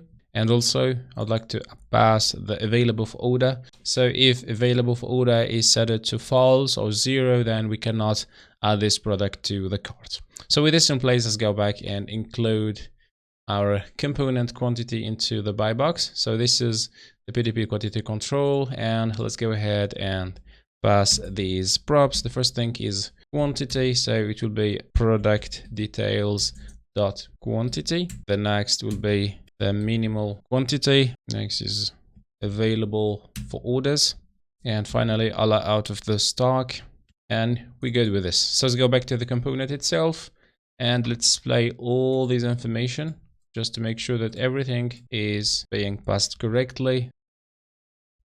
So the quantity, the minimal quantity, allowed of stock, and available for order is 1. Good.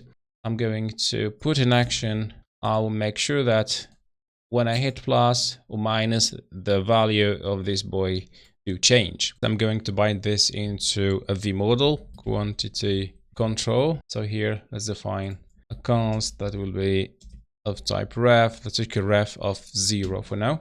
We have a little warning. Let's refresh the page. Yes, just need to take that off. Now let's put in action this button. Let's give them lives. Const control quantity. This will take single parameter action. It will be of type string. And here, make sure that I do the equal mark. This is an anonymous function. All what it will do, if action is equals to plus, then I'm going to increase the product. Elsewhere, I'm going to decrease it. So here I'm going to say quantity control plus plus, else quantity control minus minus. That's it. So here we have a little warning saying that this is a const. Yeah, surely. So going to change this into a let, because a const cannot be changed, as you know. And here make sure that this is the dot value because it is a ref. Test this out. So now if I click plus, boom, boom, boom, boom, it does not reflect. Oh yeah, because I did not set up the callbacks. Click and do that, please. And here I'm going to pass the parameter. So thank you for the autocomplete. It will be a plus sign, time to test, boom, boom, boom, boom, boom. And it's working as expected. Now we need to add a control to this plus and minus buttons, because the idea is not to go below the minimal quantity and don't go above the maximal quantity, which is, yeah, pretty obvious. So go back to the code here, and what I'm going to do first is that I'm going to define props, a const here that will host the return type of this defined props. This is actually returning what is the return type? It's a ref of something of this object. So if I am going to access the quantity, it must be through this props. So what I'm going to do is I'm going to turn this props into refs. So a little bit down, I'm going to say, and let me grab all these boys real quick. Look, there we go, no problem, I fixed that. I'm going to say const, and here I'm going to use the structuring, and these boys will came from two refs of props. Okay, so I'm destructuring all these properties. Now we can do, for example, console log quantity right here, and it should work as expected. So cleaning the console, boom, boom, boom, boom, and we have an object. So quantity.value will give me what is the value I need. Okay, so the quantity will be of type that's the number. Now the logic that I'm going to put in place is that when I do plus, I should not go above the maximal quantity, which is quantity here. So the rule will become, if this is a plus, I am incrementing the quantity. I'm going to say if quantity is superior or equal to the quantity control value plus 1. And here, pay attention, this is a ref, so it must be dot value is superior than this plus 1. Then, okay, go ahead and increment. And here, this is potentially null. So yeah, it's okay. So we can say if quantity and quantity, there we go. Elsewhere, when it's come to subtraction, we'll do the same thing. So here I'm going to say if If what? If minimal quantity is superior or equal to quantity control dot value -1, and here dot value, please, thank you. Then go ahead and do the subtractions. Okay, let's go back and test this out, refreshing our page, and let's increment. Okay, so immediately this is not doing fine. So here actually I need to do the opposite, lower or equal. Now if I do test this out, I can increment, and now if I do decrement, I'm stopped at 1. So let me see the max quantity of this product. So here you go to products, and the quantity, it must be somewhere here. Quantity is, wow, that's a lot. Here if I can do that, plus, I cannot increment. Now if I can decrement, but I'm stopped at the maximum quantity, which is working as expected. Good. Now let's answer the question, what is going on with the TypeScript of this page? So let's look at this, starting from the top here. So the quality control is set to 0. I would like to use the minimal quantity instead of 0, because the minimum quantity will be immediately set into the page, so the user cannot play around like going under this 0 or something like that, that's in place. And the quantity control now will host a global ref of type string or an undefined, but this is not really what I need. So I would like to define it to be of type number. Okay, so here I'm going to do the following. So if this is a number, this is string, then all we need to do is to cast this into a number using the parse int. So parse int here, we have a little warning saying that this is string and undefined. And if you jump into parse int, we see that it only accept a type or parameter of type string only. So I need to pass the fallback value to 0. Now what's going on with this here, saying that quantity value is possibly undefined. So right here we have two possibilities. Whether to do is check if value is valid, is not null, or isn't undefined, and do the rest, or we can typecast this as ref number and the problem is gone. Okay, so it's up to you. You have the two solutions. Ref as a number, and here wait a second, we did define it to be a string, so we need to pass it into an int. So what I've done here is not correct partially. All this inside a parse int, and we need to fallback once again valid, and there we go. So all the errors are gone and our plus minus are functioning also correctly. Today's episode main focus will be getting the information about the quantity selected inside this component outside to the buy box, and to be used later to query the API if you'd like to add that product to the cart. So to do so, I'd like to move back to the components here and start by defining, in addition to define props, I'm going to define another const. I'm going to say this is an emit that will equal define emit, and here I'm going to use the object definition. So start defining a function that will return a void for now, and what is going to happen inside that, I'm going to have the first parameter or the first attribute that is going to be quantity update. So this is going to be the event that will be raising from the components, and next will be the parameter value that will host the key, or that will host actually the value of the quantity selected by the user. So I'm going to say QTY simple, and it will be of type number. And here don't forget the execution of the define emits. A little bit down where we do control the quantity, and here I did add a little small command just to explain what does this functions. Just after all this execution, I'm going to say emit quantity, and I'm going to pass the quantity controlled value as a second parameter. So with this in place, we can go back to the buy box here, and where we did introduce the components, I'm going to say add, like add click, etc. I'm going to say add quantity update. Go ahead and execute this. Let's call this an interceptor. So let's go ahead and create that method that will equal to a callback function that will take an event shortly here. So this event will be raised from the quantity control components, and here it will set, let's suppose, QTY equals to event. Okay, so here QTY does not exist, so let's go ahead and create it. It will be a const of type ref, So it would be ref of what? Of a number, and it will equal by default to 0. And here just need to update my little code right there to use value. So value event here, sorry, will be of type number. This is what I define, and we can change it to quantity selection. Like this, we are more clear with what we are doing. And I would like here to log that information. Nothing is there. Boom, boom, boom, boom, boom. And as you may see here, I have all the updates every time I do change the value. We're still working on this component, and now I would like to add this little message saying that if it's available in stock or not.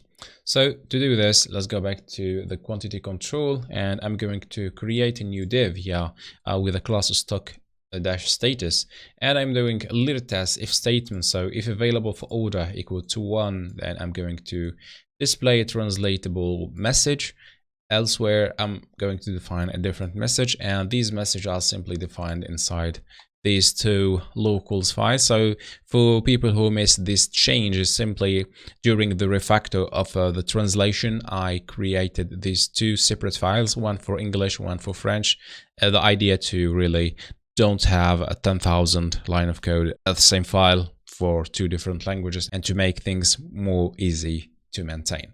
So let's go back to the browser, and here we have available in stock, because for this product available in for order is set to 1. If I switch this back to 0, for example, we have a different message. What we need to do next is simply play around with the style in order to fit at the same line as in the design.